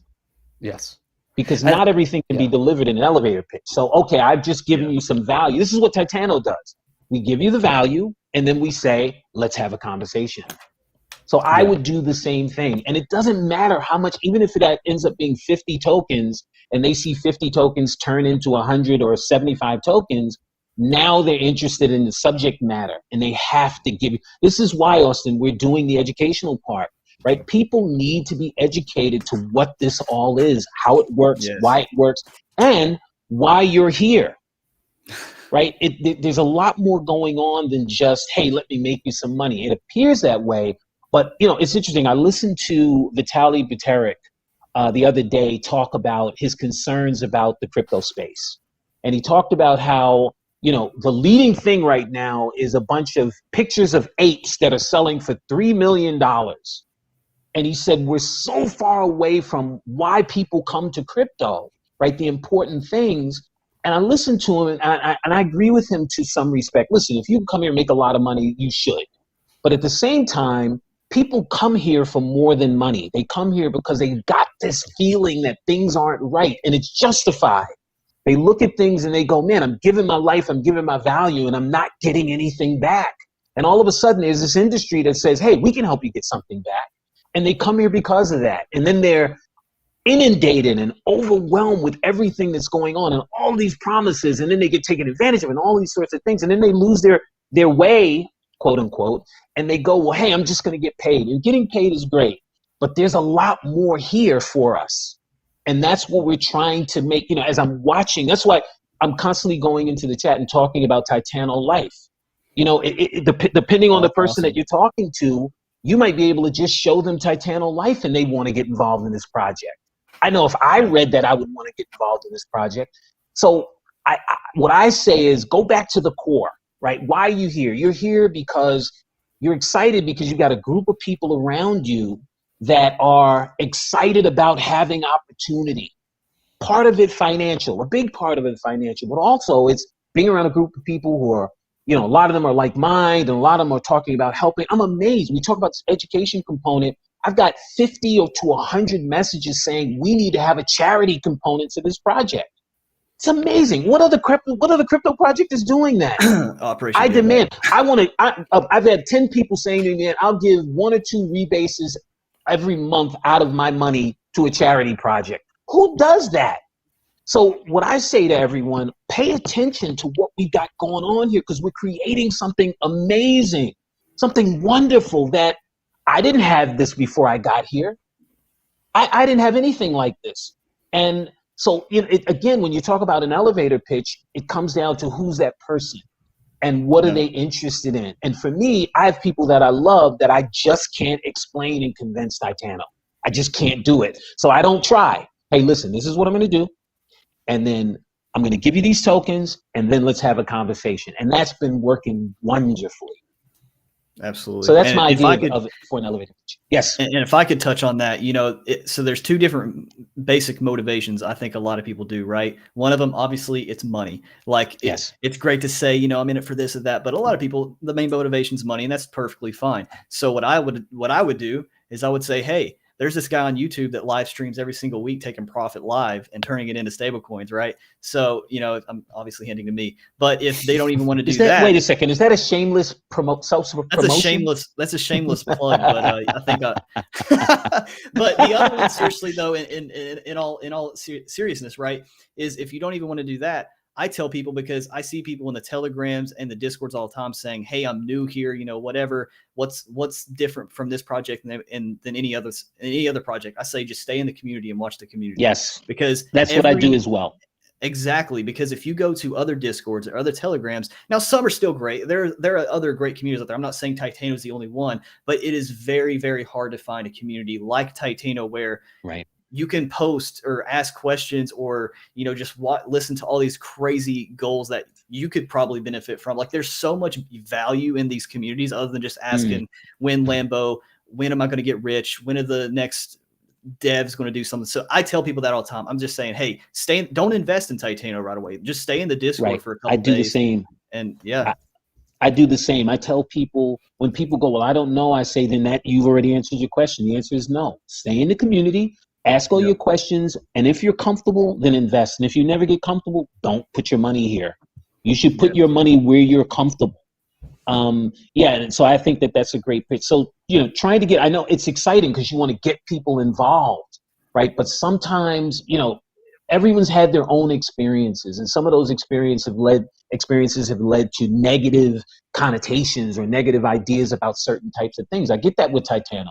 That's why a lot of times when I talk about, when people say to me, and how is it possible, this APY? I said, if you were in 2020, you saw millions of % APY, right? And people got paid, and people generated millions and millions of dollars. That's not the question. Is it possible? Yes, it's possible.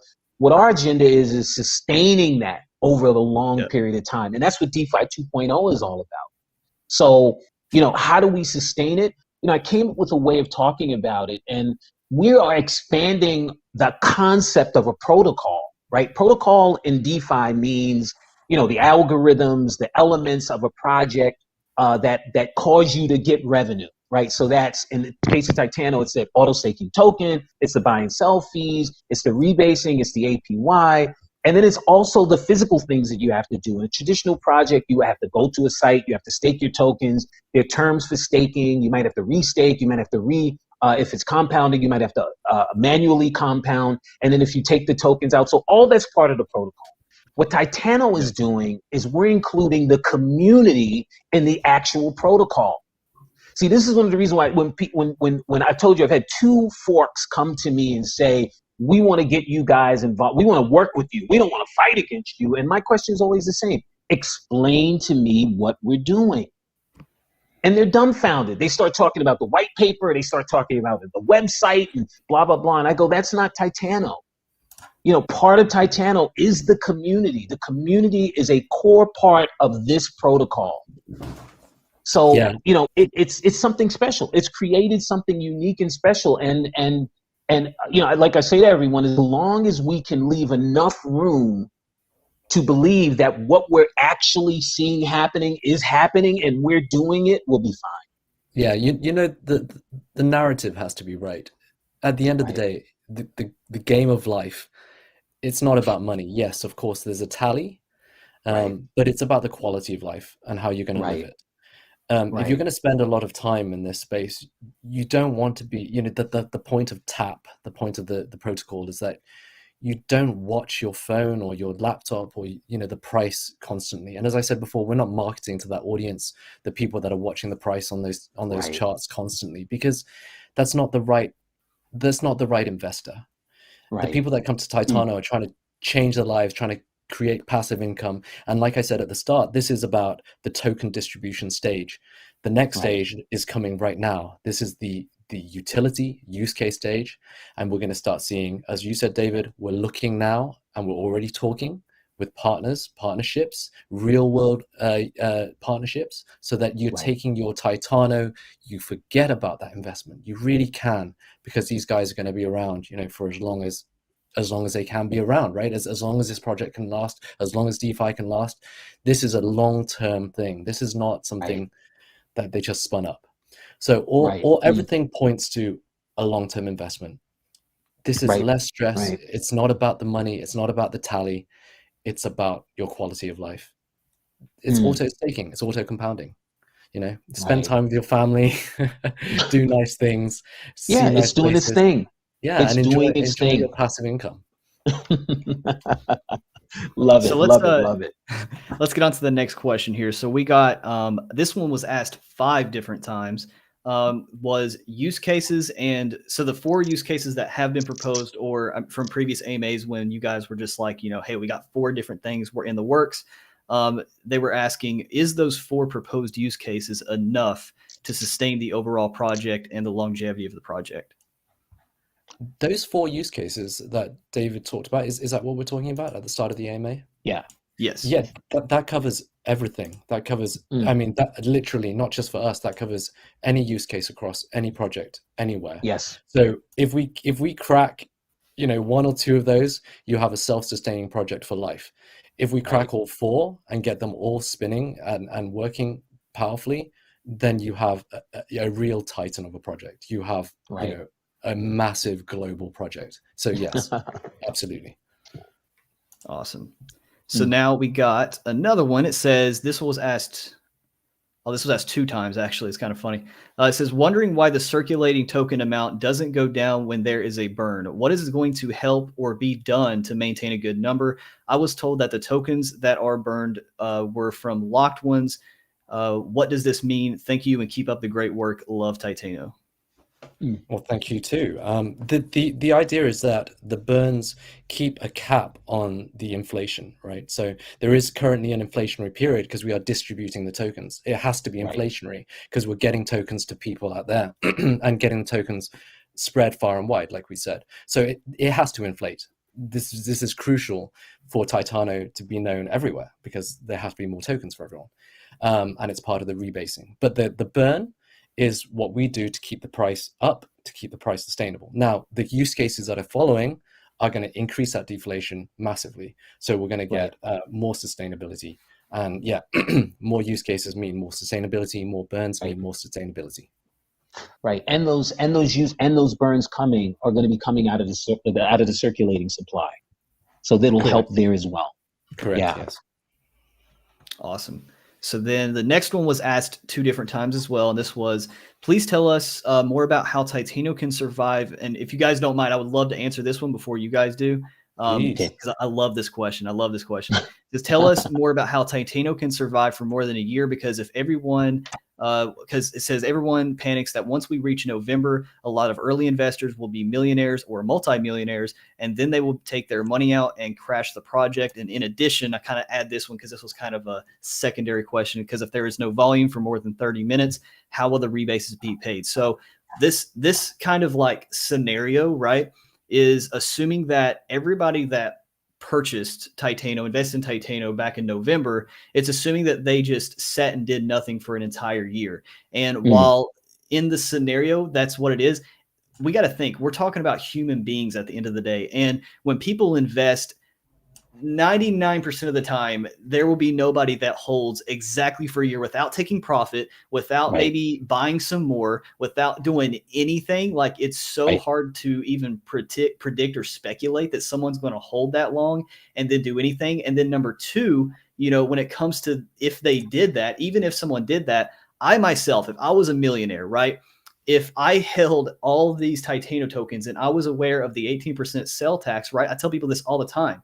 You know, you can pull out your phone and do the math. 18%, right, of $1 million, that's $180,000. I personally would not want to pay $180,000 of just taxes, like just throwing it down the drain for me personally, right? So what this project really does and promotes is regular, consistent passive income rather than just large dumps. And that's just how it makes sense. And it's just so, and again, it's just so hard to predict human behavior.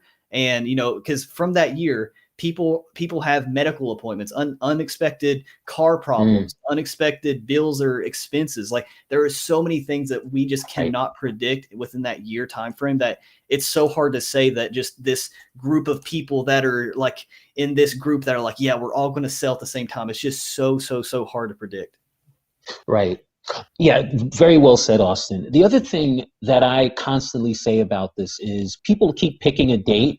I mean, if you look at the token amounts, there are huge whales in this project right now. And the thing about it, and most of the whales aren't ones that have come up. They're ones that put in a lot of money into this project. And they tend to be very savvy about what's going on, right? So they understand what this is. And my thing is, you know, if we manage and maintain this project correctly, where are you going with the money? Like, you're looking for value. There's 3 reasons why people would leave Titano. 1, it's on fire. And if this place is burning down, we should all run away as fast as we can, right? So that's a given. The second thing is because there's more value outside of Titano than inside of Titano, right? So I defy anyone to find a stable DeFi project that can give you more value than Titano over time. And when we build these use cases, you will see that will be the case more, not less, right? And the third thing is you leave because you want to buy something that you can't purchase inside of Titano. So the reason we're building these different types of use cases is to give people the options of purchasing things like, you know, we're using this phrase, you know, instead of cashing out, you cash in. So again, I talk about the Tesla idea, right? Where we got, 20,000 Titans or 5,000 Titans that want to go and buy Teslas. We go to Tesla, get a group discount as a result of bringing so many people in. Tesla knows that model. They have fleet sales all the time. So we go in, we take a portion of that money and we give that person a discount that they couldn't get if they walked into that Tesla dealership on their own. And then we take a portion of that money and we put it back into the project. So that person now, by purchasing that car within Titano, ends up feeding themselves. So what we've got to do is we've got to make this a project where whales don't want to leave. And here's the great news. We have that now.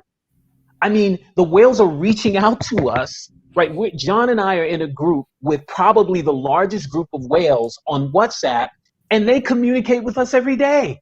And they're throwing amazing resources at us because they're huge. They've got a lot of money and a lot of resources. Hey, we can help with this. John, there's a use case that's come up yesterday that I haven't even told you about. That's amazing that one of our whales said, hey, look, we can offer this. You guys need use cases outside of the crypto space. We want to offer this to you. It's amazing. So, what we're hoping for as a community and as a project is happening where people are looking at it going, how do we help this project to sustain? And so to answer your question, by November, we should have such a compelling set of use cases that have been demonstrated that people will go, oh my gosh, I don't want this to end. One more thing to that, added to that, Austin, and that is we get people now who want to cash out. And it's amazing because they say, listen, I want to leave and not hurt the community. So right. I'm willing to work with you all so that I can get out and get what I want, but I don't end up crashing this project. Work with me to do that. And we're working with them. We're doing that as well, these OTC type deals where people who want to come in this project. Listen, I want to come in and, and I'm willing, and then it's a negotiation, right? They don't have to come to us. They can go directly to PancakeSwap, but they're coming to us because they're sitting in the group going, boy, this is special. So what I'm saying is I think it's something that we can count on, not 100%. Like I'm not sitting here going, oh, no one's going to leave. A ton of people are going to leave. But a ton of people can leave. As long as the core group stays here, we're getting stronger and stronger every day, and we can take those hits. I say to people, here's the other part. Remember what happened with the play hack, right? So 1.9, I was wrong. I was saying 2.1. 1.9 million, maybe I am wrong. Maybe it's 2.1 million dollars worth of Titan. Okay, 1.9 million. But the initial amount that they actually took was something like $4 million worth of Titano. And it hit the price so hard that by the time they got everything out, like it didn't go out at 18 cents, which is where it started. It went down. There is a built-in anti-whale feature in Titano because our liquidity pool is so shallow. Now, it's interesting, but what it does is whales come to us and say, hey, listen, I don't want to have that price impact, so work with me. The point I'm trying to make is there are a number of factors that are involved. We're not depending on any one of them. We are depending on all of them, right? And more that we can create. So again, what's our focus and what do we have control over? Let's build a project together, everyone. That's a project that no one wants to leave. And let's see what happens. That's the experiment that we're having right now. John, do you want to add anything? I said it better myself. No, that's perfect. Perfect. Okay, got it. All right, let's get to the next question here. So I read, now this one was 3 different times someone asked in just different ways, but all the same thing. I read that the CERTIC audit and they said something like the rebase distribution will end in 4 years. So I would like to know what will happen after that period ends. Will the rebase end or will it be renewed? Can I take that, or John, you want to take it? You go for it. Go for it. The rebase, this has always been in Titano's contracts, that the rebase rewards will end in 4 years. So I've gotten a lot of questions in Discord and in TG saying, David, what's going to happen? You guys can, and there's the option. I mean, they're contracts, right? So they can be renewed. What I would say is the likelihood of that happening is very, very slim to none. Because if you think about it, in 3 years, this will be a completely different project. Completely different project. It has to be. I've said we can't simply rely on one single product. That product, that rebasing token, has got to fit into being a suite of hundreds of projects. And here's the thing. Our goal is to lessen the reliance on the rebase to bring you value. See, that's where all these other use cases come in. When John hinted at, as an example, the launch sheet pad kind of thing, I don't want to talk too much about, right? What is that? Well, there's an opportunity there where you could get more value from that type of a project than you could from the rebase rewards. So we've got to make one product, just one product, not the only product at Titano. So trying to look into the future and going, man, are you gonna, like, we're so, we're like heroin addicts on this rebase reward. No. We got to build an economy here. I'm sorry for using that term, but that's how we're looking at it. So let's use this time to build an economy, because again, that rebase amount, that lock reward, causes a lot of pressure on us. We are all under pressure because of that huge amount of tokens that are being created. Let's lessen our dependence on that. Let's move away from it, but let's get not just the same amount of value, let's get more value. Yeah, that's my conversation around it. I'm sorry. I think that's exactly right, David. Spot on again. But what I'll add to that is, I keep coming back to it, but it's so important to understand this is the distribution stage of the tokens. Right. This is the initial distribution stage of the tokens. You have this incredible APY. So take advantage of it. Take those tokens, hold them, and look at what's coming. Because what comes next, and if you put yourself in a good position by holding onto these tokens, not overselling, by all means, take what you need, but by not overselling, you're going to place yourself at the very start in a very good position, holding a lot of tokens, so that when the rebases do end and you have this big stack of tokens, well, you might be one of the guys that started as a goldfish and now you are a whale, and you can then do all those things and invest in all those things that Titano will have running, from our launchpad with our many different projects up and coming, which we have in plan, and to our partnerships. Maybe you're the guy right now with just a few hundred tokens, or $100 worth of tokens, I should say. But in the future, in a couple of years, maybe you're the guy who's going to be sat at the table with future partners that Titano brings to the table. Right. This is what we're offering to the community. We're bringing you in now in the first 4 years at the token distribution stage. This is what it is. Don't forget that is what it is. The rebasing is to give you the tokens. And what happens next? Well, there's a whole economy. Right. Got it. Well said. All right. So this next question was asked 2 different times. And just to preface with this, I totally think this should be a thing. And I've actually flirted with this idea in the Discord chat, and a lot of people were on board. So I think it would be pretty cool. But this is a question that says, are there any plan in which Titano team will go to some kind of crypto expo or exhibition to gain more recognition for more investors who do not know about Titano? John? Everything is on the table. So whatever you see other people doing, we will, we've thought about it, or we will consider it. There's nothing that is not on the table. It just depends on the when and the timing of it.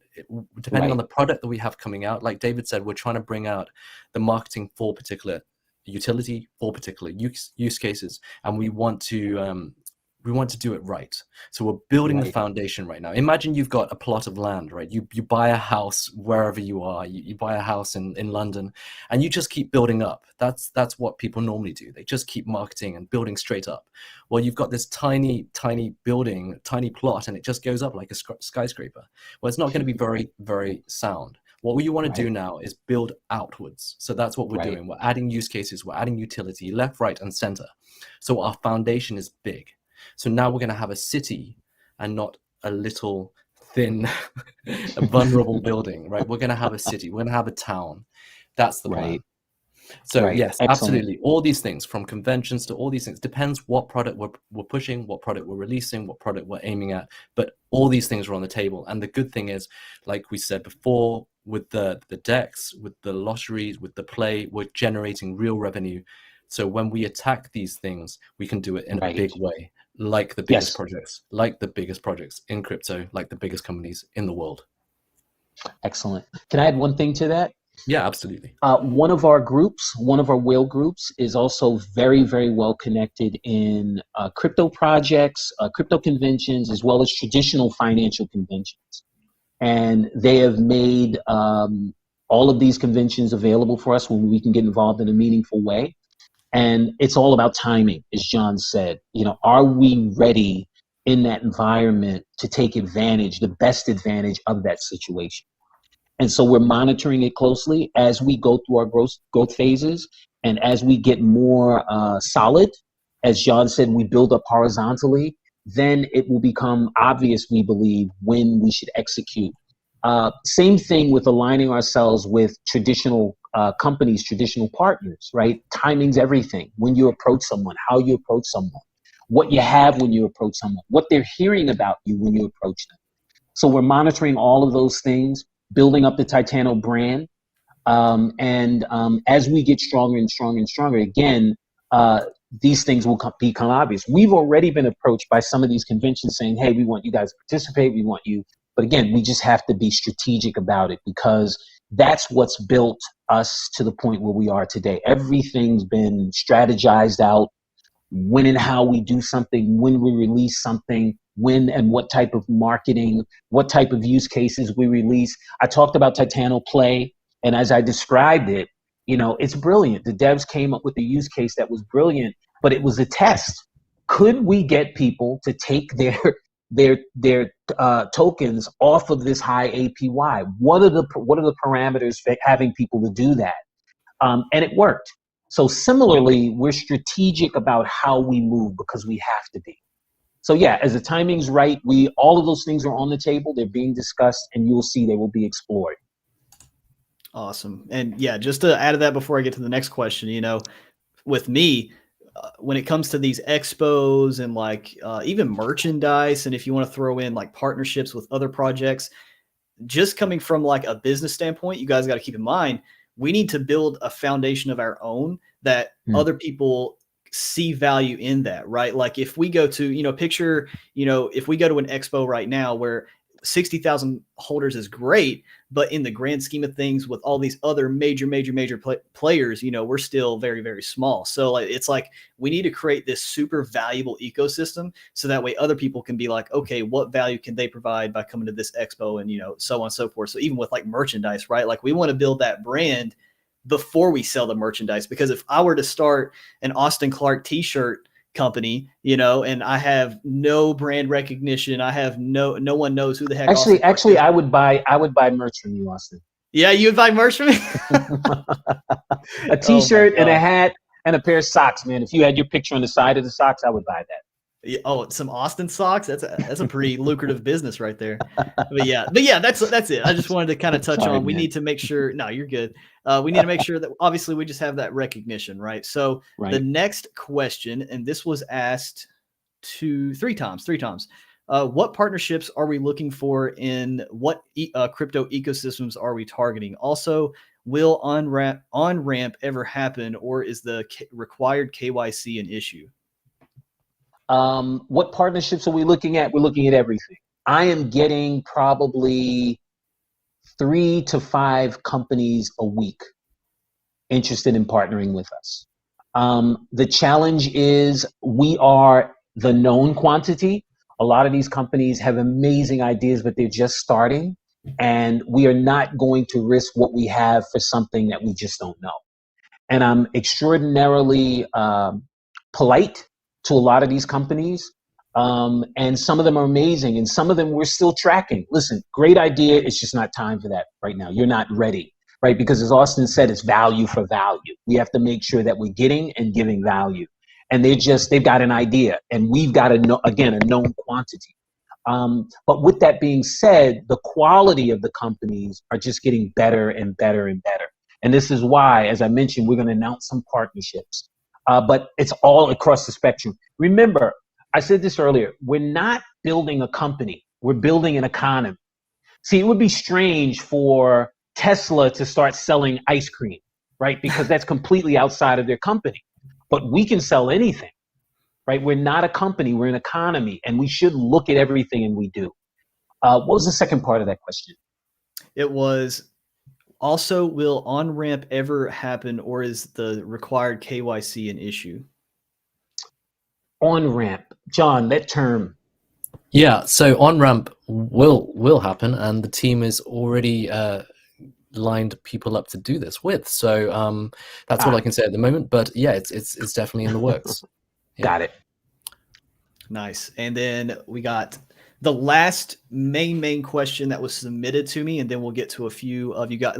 So keep in mind, guys, all y'all that were, dropping questions in the chat, I've been typing them out. So definitely, you might be in one of them that I got like 5 or 6 here. So make sure, still drop the questions. I'll still make sure I get to them for sure. But we got, no, that was all of them. There we go. We just have an honorary mention. So we have an honorary mention question, right? So this was, I like it. So now I wanted to put this honorary question out there because I figured it would kind of spark some, what's the word here? Spark some, I don't know, I can't think of the word. I'm like mind blown right now. It'll spark some speculation, I guess. I don't know. This will put some whatever. I can't think of the word. Grammar is just not spark some conversation. Yeah. So okay, are y'all ready for this? Maybe.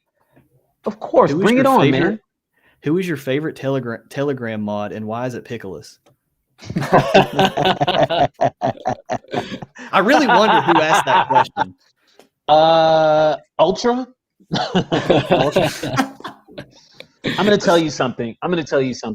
The moderators are amazing, and you can hire people, and people will work for their money. But what we have is something that money just can't buy. It is overwhelming how amazing they all are. And from making sure that everyone has what they need, to anticipating things that we just don't see, to handling things before we could even get to it. Hey guys, we already handled it. It's just been amazing. One thing I will say, because, as you know, Austin, we just had an issue with one of our Titans in Telegram that we had to ban. You have to remember, the moderator's job is to protect your money. That's what their job is. So if their behavior is in such a way where they are going aggressively at someone, they believe that that person is putting your money in jeopardy. That's what this is about. You shouldn't look at it any other way. That's what their job is. Answer questions, do all these things. But when they're jumping on someone, it's because that person is putting your money in jeopardy. Question, like I say all the time, ask as many questions as you want. Questions are wonderful. But if you ask a question, be looking for an answer. And sometimes there simply isn't an answer. That's where I get the line drawn. So, they do a great job. They have to answer the same question 600,000 times, and they have to do it in such a way where it seems like it's the first time. They're very interested, but please be mindful that that's what they're operating under, right? They've got to protect your investment, and that means protecting that group. That means making sure that things don't go some, off way. That, we've got people coming from other projects coming in, and all their job is to spread FUD and to try to crash the project. Don't ask me why, but that's the case. So they do an amazing job. The best job I've ever seen moderators do with these communities. So we are extremely fortunate, and all of them are great, including Pickles. Yeah, including Pickles. So to answer your question, Pickles, it's a first place tie for all of you. So we got a question here in the chat, because we talked about the CERTIC audit a little bit, but I don't know if this one was covered. A lot of people are dropping it here. It's _owner. Would you like to talk about that? _owner. So tell us what your concern about _owner. I don't know what that is specifically. John, do you know? Yeah, I need more context. If anybody would like that question, give me some more context. Okay. Yeah, maybe you can take another question. Maybe they could write. Yeah, absolutely. Yeah, while we wait for more context. So we got one, and I heard you kind of flirt with this idea in the past AMA, and it was a referral program. So a lot of people were kind of wondering how is that going to be a thing? Yeah, absolutely. There's a referral program being put together. And yeah, we'll reward people for referring people to come to Titano. In the works. Nice. Okay, and then another one was, this was asked a bunch, and this was even asked within the 10 questions, but like I said, guys, it was so hard to pick only 10, so I'm glad a lot of people here are asking it, and it was a wrapped Titano. Is that ever going to be in the works? Yes. Nice. Okay. We got locking wallet for additional rewards. So people were asking, is there a thing in the future that you guys will be doing where you could lock a wallet so that way you couldn't take your tokens out and then maybe get an additional reward or benefits or something like that to help with, I guess, sell pressure? I've gotten this question a lot. John, any thoughts along these lines?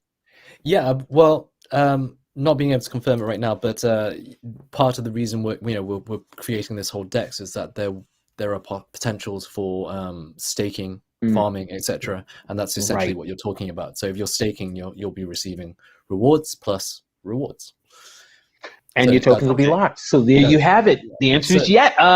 Certainly on the table. Certainly on the table. That's right. Thank you.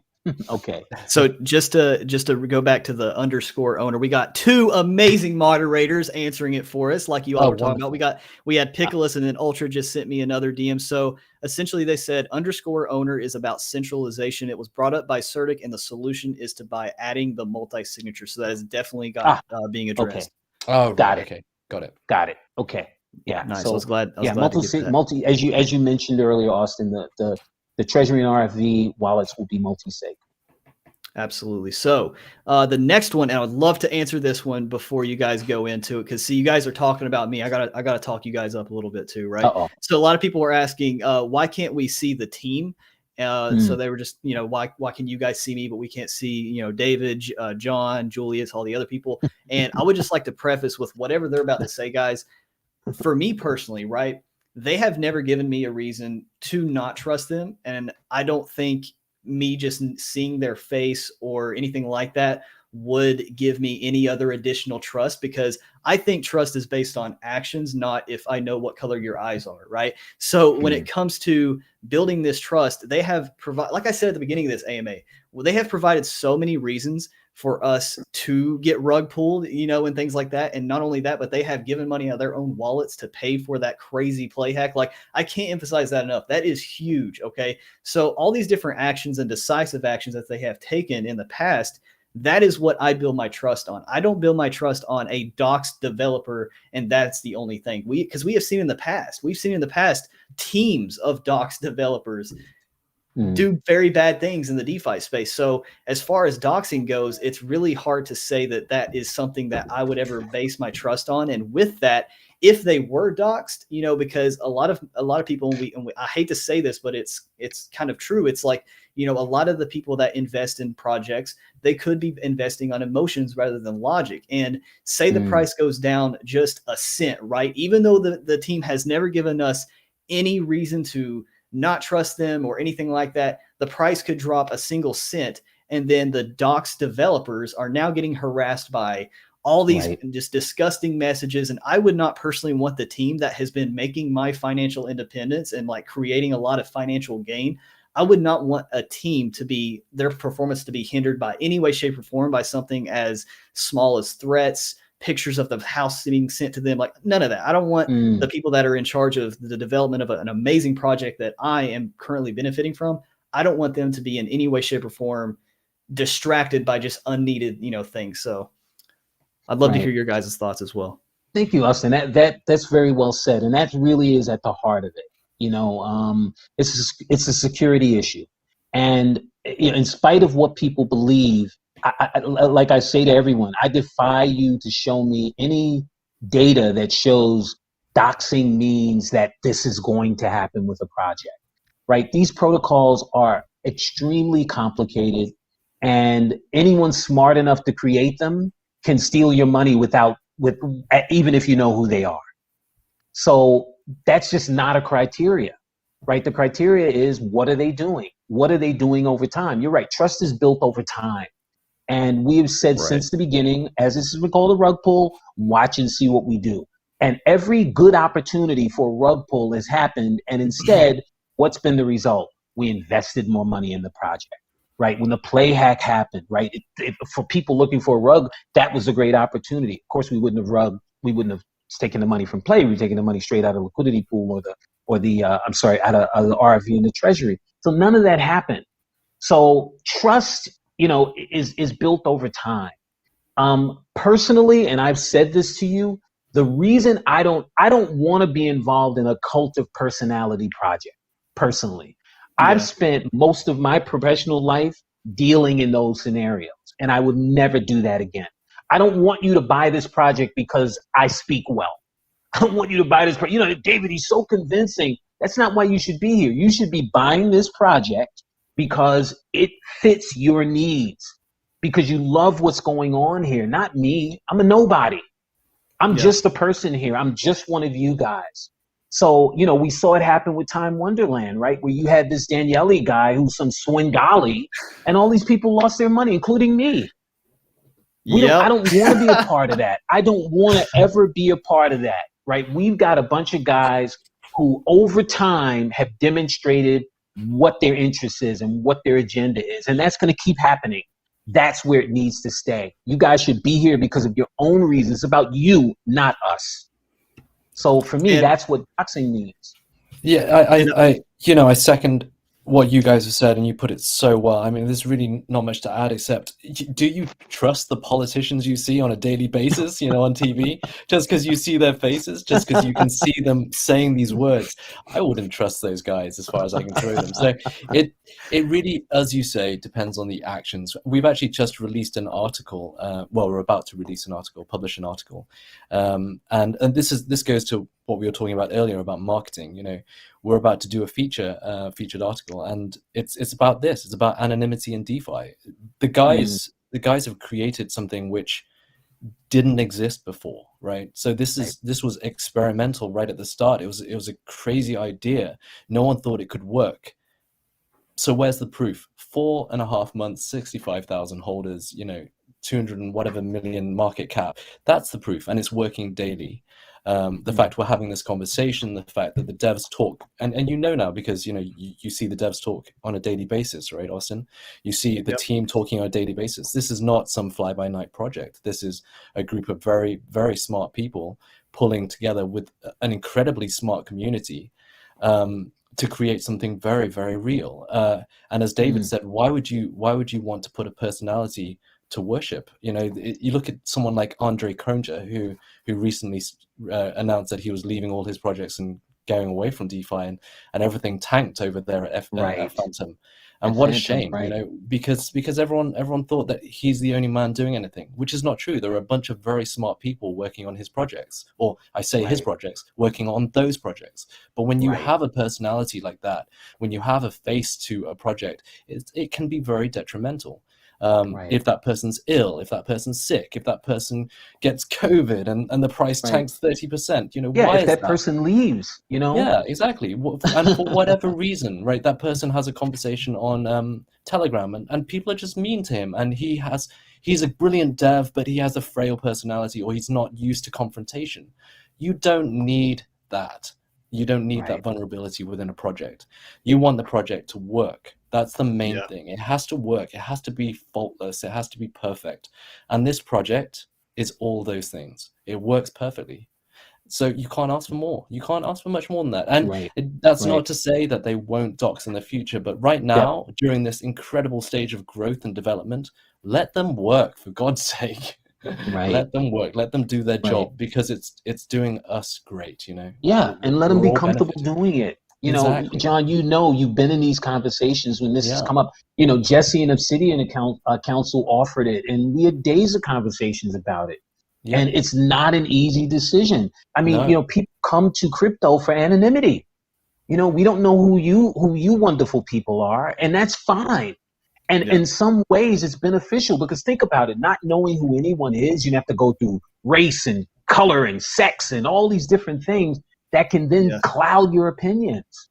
Exactly. So it's so funny because in DeFi, right, we see all these people that are getting and investing in DeFi to get away from the centralization and the judgment and things like that. But then they bring up things that are like, well, why don't we do this? Well, because we went into DeFi to get away from that. Right. That's so why bring that back in? to not play. We don't want to. We don't want to be in that space. That's why we're Yes. here. Exactly right. Yeah, and That's you can't do the same things in that space as you can here. And Right. and doing this, the guys have some kind of protection, and it means that they can focus on the job. And it's a tough Right. job. It's a tough job. Yep. Indeed. Absolutely. Indeed. So Very well said, guys. we got Wow. another. We're sitting here. We should be philosophers for Titano. Yeah. So we got another good question here, because I think you guys touched on the whole. There's going to be about 30 days before the all these different oh my gosh, I can't even talk, for all these things Use cases get implemented. Use cases, right. Yes. Right. Is that including the mobile app? Because a lot of people were asking about the date for the mobile app. That does not include the mobile app. Okay. The mobile app is a Q2 use case release. As I've said many times, it's one of my favorite use cases. I cannot wait for us to have it because it unlocks a lot of things for us. But no, that's not going to be in the next 30 days, unfortunately. Got you. But it's really important that we get Yes. the DEX done, because that allows for all these other things to be done properly. Yeah, absolutely. The DEX is actually more important than even the mobile app, believe it or not. DEX is huge. Yeah, it's huge. It's huge. And if you think about all these things that can potentially take this even further and make it explode, yes, absolutely, the mobile app will do that. But wouldn't you want to make sure that the DEX is there first so that we fully benefit? Yes. Absolutely. Absolutely. Well said, John. And then we got another question here by Dalo. They said, Austin, can you ask if it's possible in the future? Oh, there we go. Hold up. In the future to buy discount cards for foods, games, etc. with Titano. There are a couple platforms already allowing that. Yes, we've actually thought about those things as well. Yes. And those things are definitely on the table. And again, once we have the app, that moves us towards that direction. So yeah, right. Absolutely. So yes is the answer to that question in our roadmap. Nice. That's awesome. And just to touch on the mobile app thing again, because I like to, this is a joke because I'm actually doing it, but I like to joke about it, is I tell people all the time, I'm like, hey, everybody that is my family member this year on their birthday, they're literally getting a hardware wallet with Titano on it. And they're going to be very confused or probably kind of like let down or whatever, but I don't care because I'm going to do that for them. Right. And just to kind of sit here and thinking like, well, if I just sent them $100 and then told them to go buy Titano using their app, that would be literally so much easier, right? Because I don't have to go ahead and do the process for them. Like if I could just introduce somebody like my family to a broken camera like this, look at that.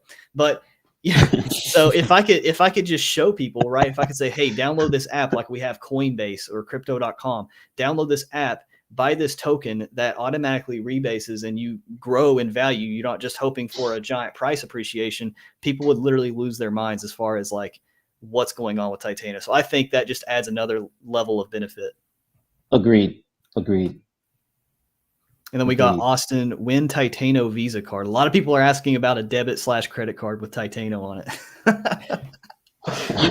The funny thing is, that's such a huge thing, right? But if you think about it's just a skip away from on-ramping, because it's basically connecting you to fiat. So it's not that far off. So once we get the first steps of the roadmap in place, they're a little hop and a skip away. Right. And then we got Ken coming in the chat. They said, Austin, we are steady at 20 cents. Announce it in the AMA. That's freaking awesome. That is freaking awesome. We've hit 20 cents? Steady. I think so. A lot of people in this chat, I didn't want to interrupt you all because y'all were dropping some freaking wisdom earlier, but people were in the chat spamming the 0.20. So yeah, I think we hit 20 cents. Amazing. Wow. Congratulations, John. I think they like us. There's power in these AMAs, man. Power in man. Sure.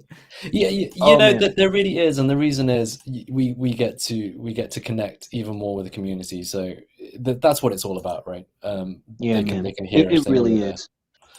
I want to say, do you have any more questions, Austin? I have one more question I'm going to choose that just popped up, and then I think we could kind of wrap up the questions. Okay. Perfect. Would you want me to do that now, or I thought you were about to say something? No, please. Okay, cool. So this was by Mo100. They said, Y'all blowing up the chats on me. They said, Austin, can you ask if Titano will be a registered company, because I've been in DeFi projects where they have been subject to copyright claims. You mean the project has been subject to copyright claims, or the project wanted to make copyright claims? No, they have been subject to copyright claims. Like they themselves got copyrighted. Right. I have a bit of a background in intellectual property. And, it is a tricky area. Are there plans to register Titano? There are pros and cons to doing that. Tying us to a jurisdiction. Tying us to a jurisdiction means that we're tied to some government being able to control us. It's the same issue with, I agree. The software that we're using.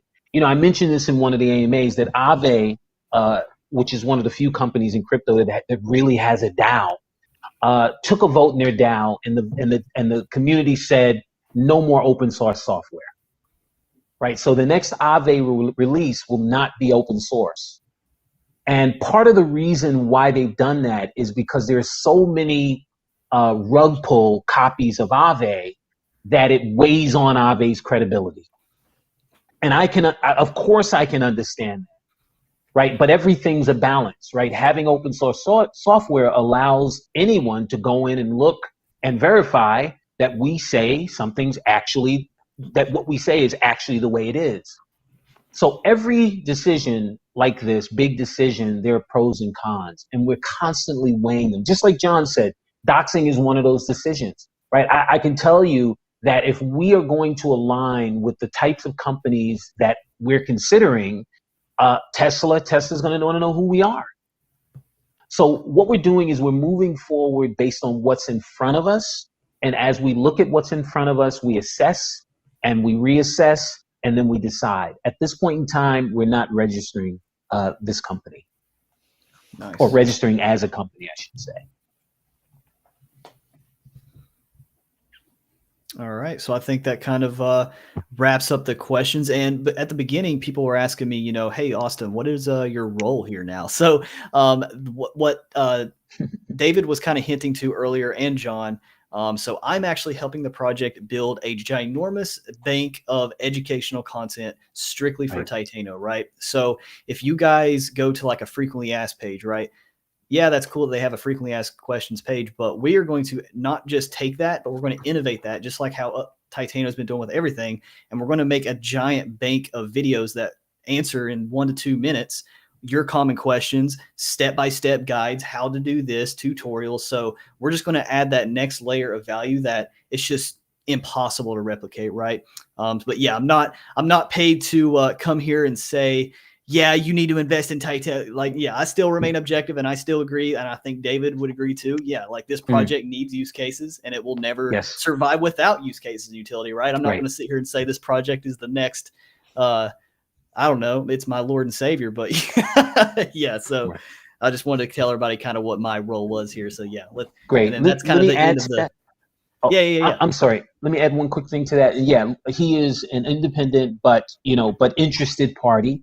And we are lucky to have him, and we support him 100%. Go to his channel and join his channel and give him support and love, because I'm telling you, he will go beyond the call of duty, and he's amazing.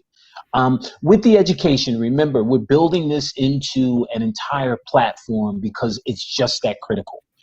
As an example, we get so many situations where Titans have their tokens stolen. And by the way, this is not exclusive to Titano. This is any project that's doing something. The scammers are out there lurking and they're scamming, right? But it is heartbreaking.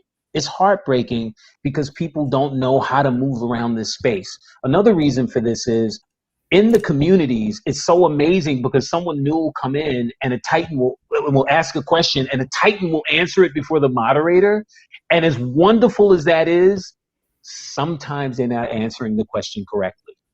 So the idea is, let's have a small video about any question someone's likely to ask so that the Titan could go, hey, here's a link to the answer to that question. So it increases the quality of the information that people are getting. We don't want to stop the enthusiasm, but we just want to increase the quality so people can, again, make great decisions about their investments. Yes, and make education sexy. Oh, well, of course you do that every time you do a video. Y'all are too much, man. Everybody's blowing up the chat. They need Austin boxers. I can't get over that. Hey, that was one of the things I was going to say. I'll buy the t-shirt, the hat, and the socks, but not the underwear, man. Sorry, dude. I ain't going that far, man. My girlfriend will be like, babe, there's a man on your underwear. Honey, listen. There are two loves in my life. You got to share me with Austin. That ain't going to go over too much. Oh, my gosh. All right. So how about some closing statements and about Titano's future? John, you want to go first or you want me? No, please go ahead, David. Okay. Thank you, everybody, again, for your support, for your enthusiasm, for your criticisms, for your tough questions, for your jumping in, for your offers of suggestions and partnerships and ideas. As I've said, we look at every single one of them. I think you can all attest, any of you that have sent me any message, I've responded to every single one of them. And when it was extraordinarily important or when I didn't understand, I've said, let's get on a phone call. And it's gotten me the opportunity to interact with a lot of you, and I am amazed. There are some amazing people in this project.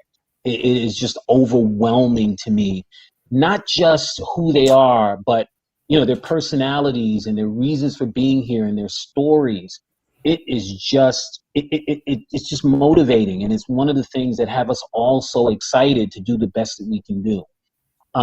It is very, very much appreciated because we know that there are a lot of other opportunities out there for you guys to involve yourselves in, a lot of other projects.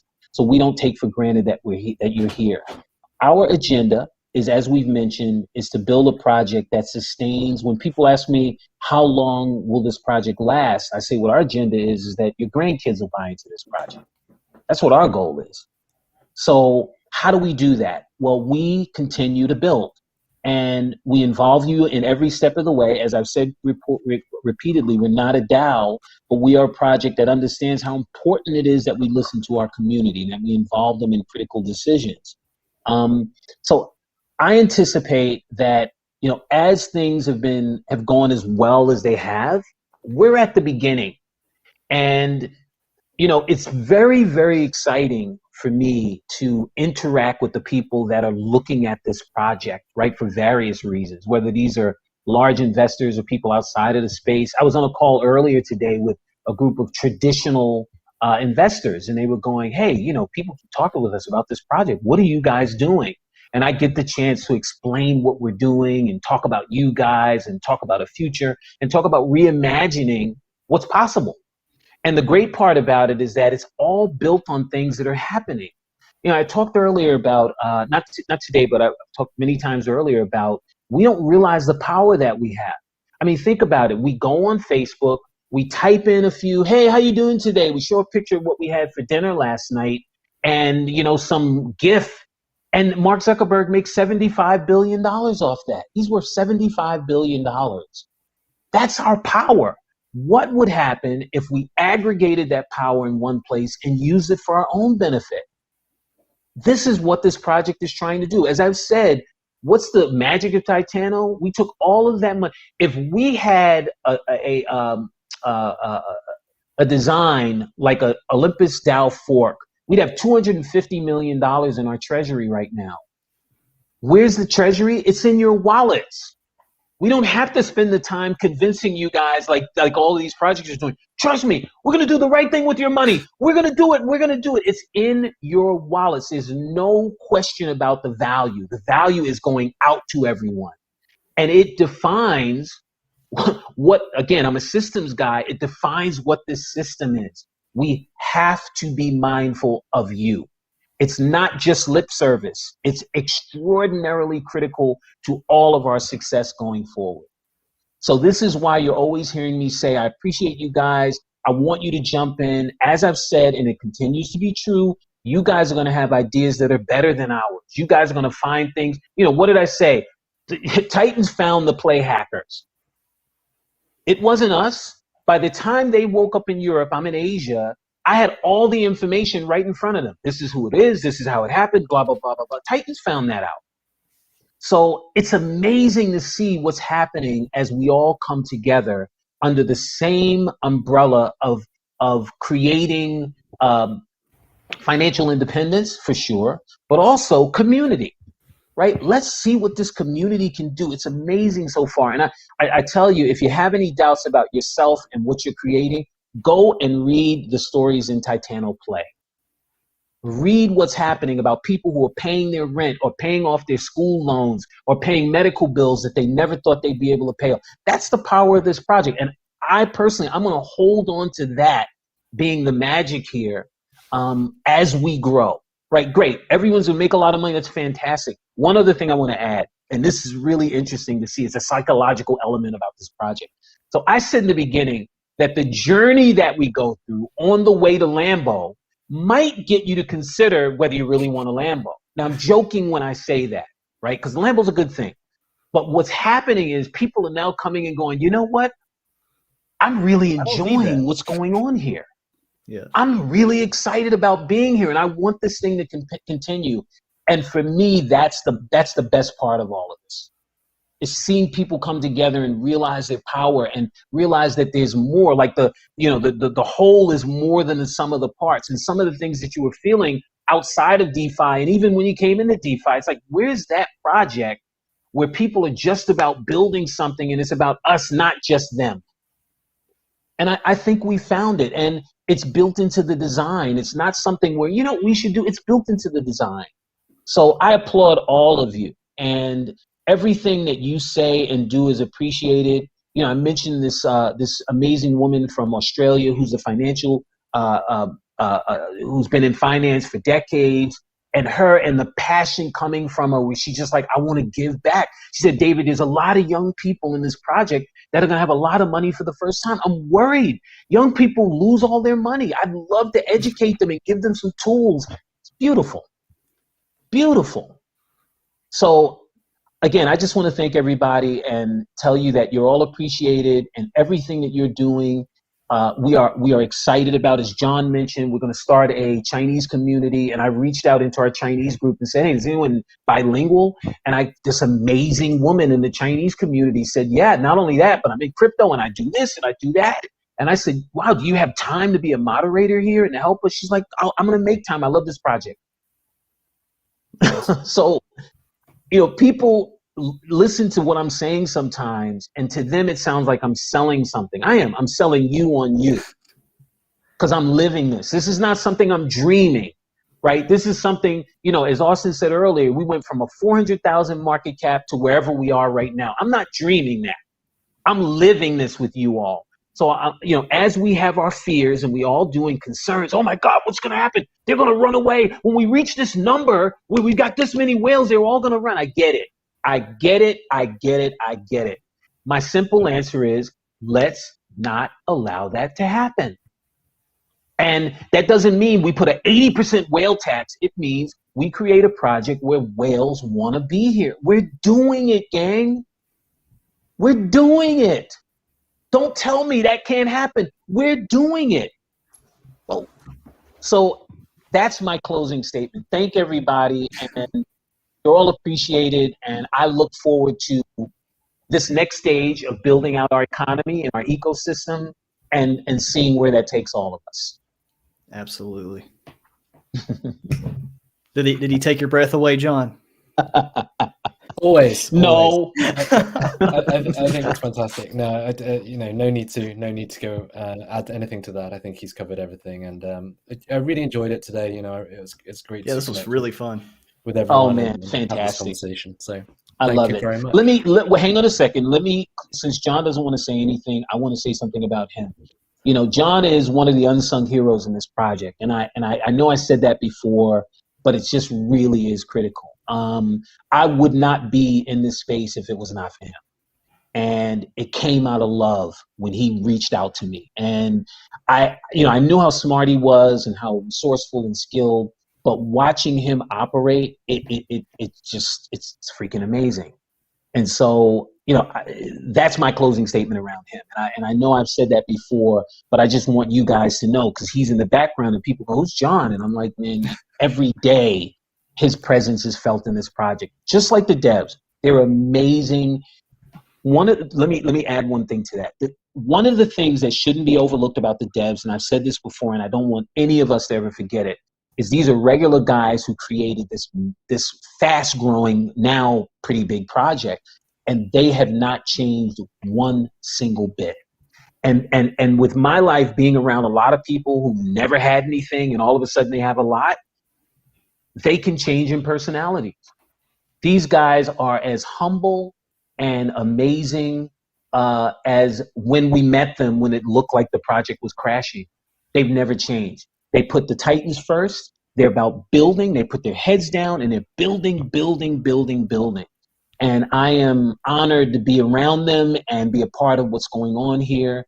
And again, so I started out with John. I extended to them, and I'm thankful for what they're doing, because I say this about Titano. Did we get it all right? Will we continue to? It's hard to say, but there's no doubt in my mind that we've created the foundation for something that will be a part of DeFi going forward. No doubt. And that's what these guys did. So, I just want to add all of that so people understand these are the things that are going on behind the scenes. These are the things that are to be considered when you look at this and say, what's different about what you guys are doing?